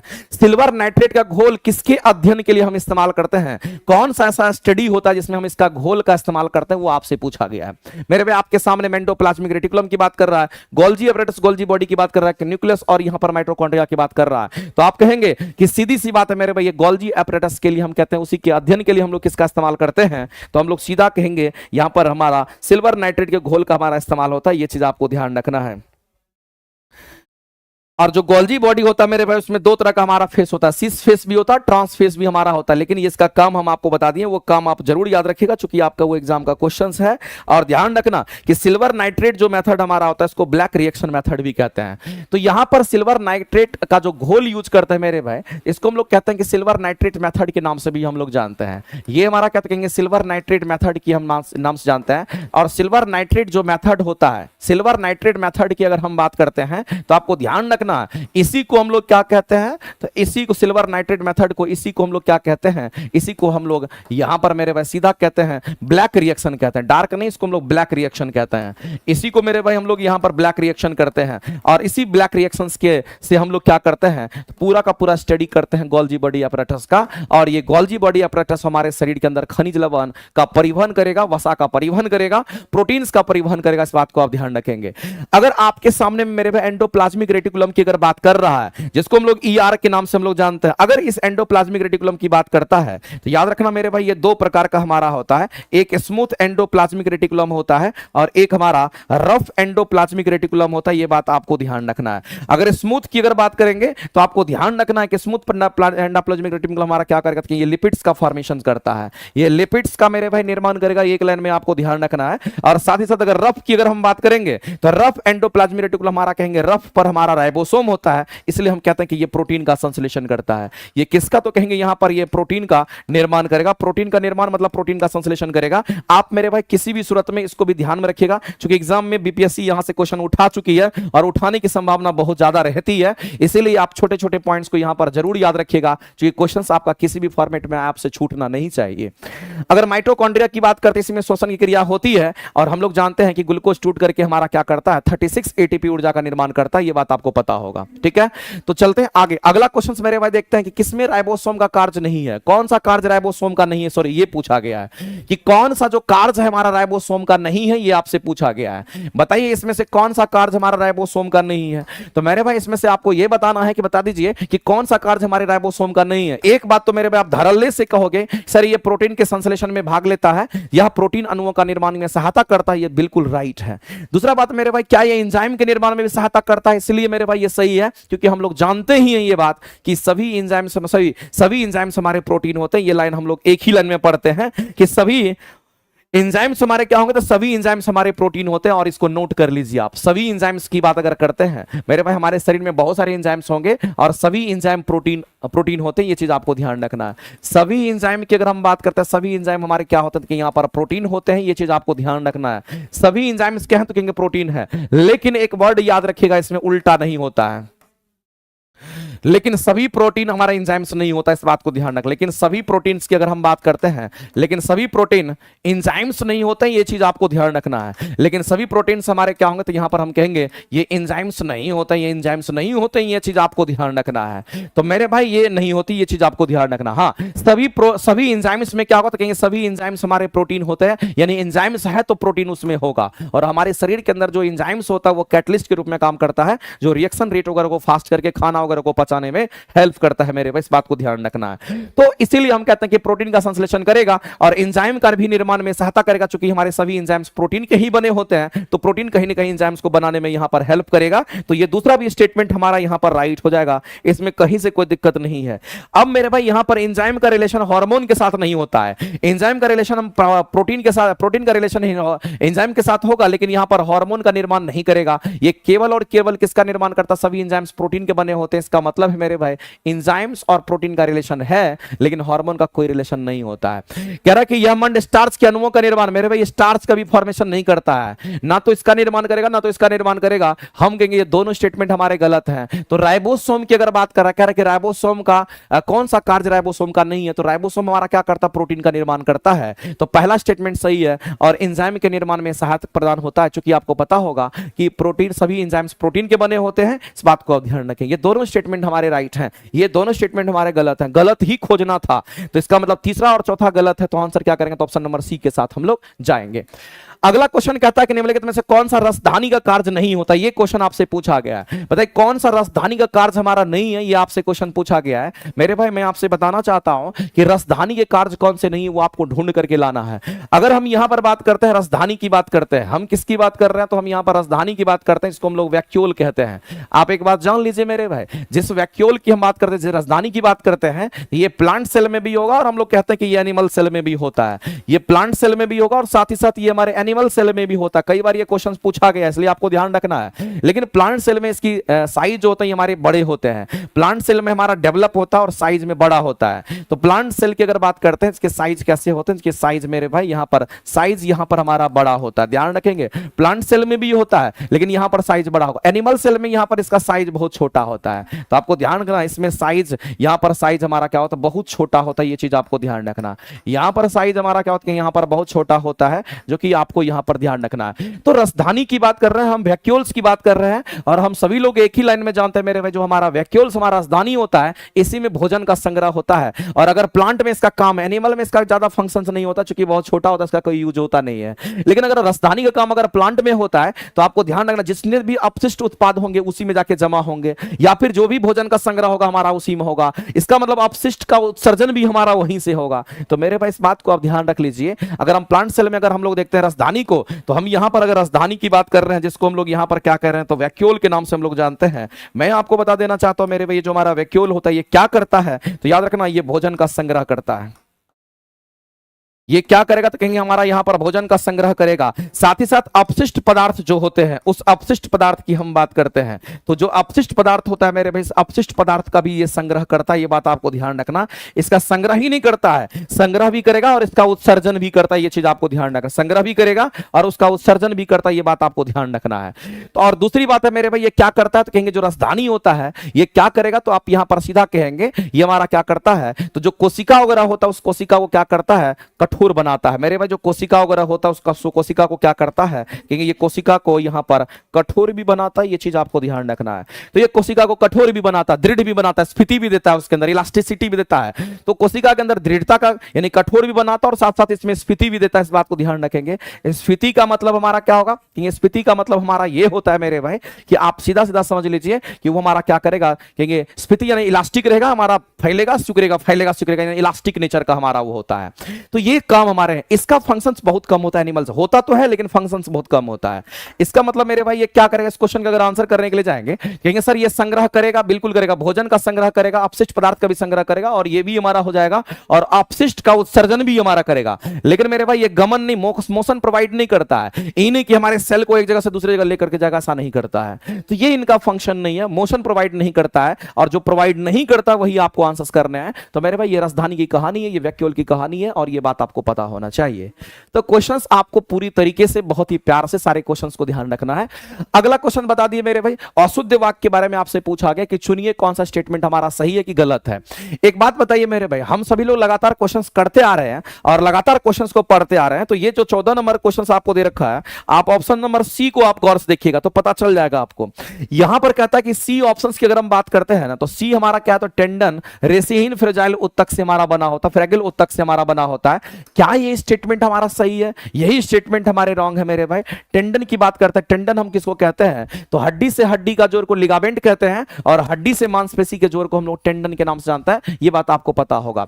यहां तो मेरे भाई ये सही है कि दो हड्डी जब जुड़ती है तो उसको टेंडन कहते हैं, दो अस्थि जब जुड़ती है तो वो स्नायु की वजह से जुड़ती है, ये स्टेटमेंट बिल्कुल सही है, इसमें कहीं से कोई दिक्कत नहीं है।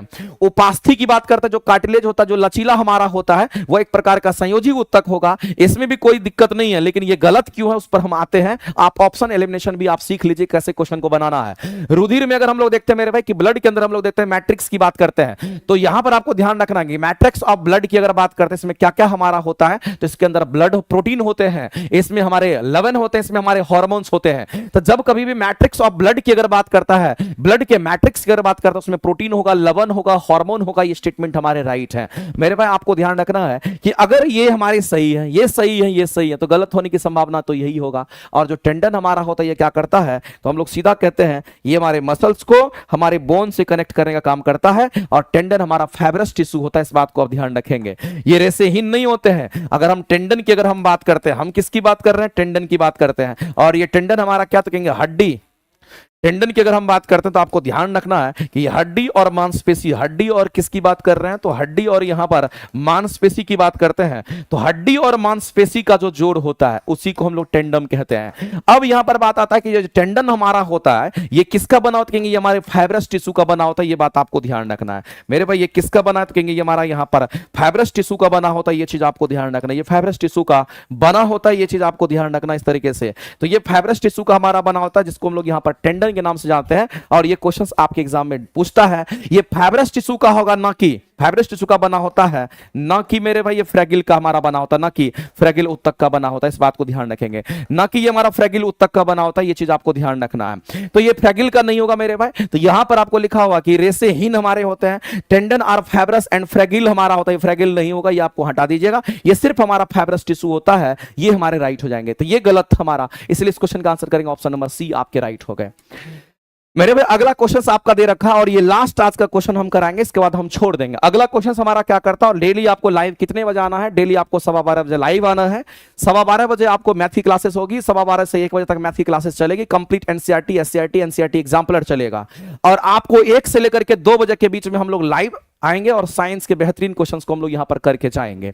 तो मेरे भाई अगला क्वेश्चन दे रखा है कि अगर अस्थि की बात करते हैं, अस्थि अधात्री में अधिकतम मात्रा में हमारा क्या होता है? मेरे भाई हमारे हड्डी में सबसे अधिक मात्रा में अगर कोई होता है तो वह कैल्शियम फॉस्फेट होता है, और कैल्शियम फॉस्फेट को रेगुलेट कौन करता है? हमारे ब्लड वगैरह के अंदर। तो याद रखना पैराथायराइड ग्लैंड करता है, इसके अंदर हमारा कैल्सिटोनिन हार्मोन होता है, वही कैल्शियम और फास्फोरस को हमारे वहां पर कंट्रोल करने का काम करता है। लेकिन हमारे हड्डी में अगर सबसे अधिक कोई भी चीज पाया जाता है तो कैल्शियम फॉस्फेट होता है। 85% हमारा वही होता है, 10% में कैल्शियम कार्बोनेट होता है। तो आप मेरे भाई सीधा आप आंसर करोगे कि अस्थि धात्री में सबसे अधिक मात्रा में क्या होगा? तो कैल्शियम और फास्फोरस होगा, और आप सीधा आंसर क्या करोगे? तो ऑप्शन नंबर बी के साथ जाओगे, आंसर आपके निकल करके आगे। अगर हड्डी की बात करेगा, दांत की बात करेगा, तो इन दोनों में हमारा कैल्शियम फॉस्फेट ही हमारे 85% मैक्सिमम मात्रा में होता है।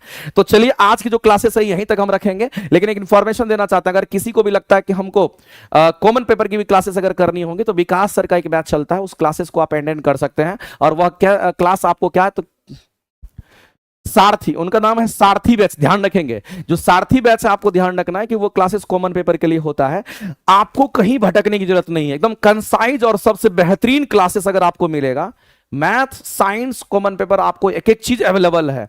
अब डिपेंड करता है कि आप उसको कितना बढ़िया तरीके से मेंटेन करते हो, वो डिपेंड करता है कि आप कितना तरीके से उसको करते हो। सिलेक्शन वही है, सिलेक्शन इधर उधर नहीं है। इतने बच्चे का सिलेक्शन अगर यहां से हुआ है तो भटकने की जरूरत नहीं है, सब कुछ हम लोग करके आपको देंगे। बस आप लोग मेहनत कीजिए, हमारे साथ बने रहिए। बहुत बहुत धन्यवाद। लेकिन कल भी आपको इसी समय में लाइव आना है और मजेदार क्लास को एंजॉय करना है, ठीक है? Thank you very much.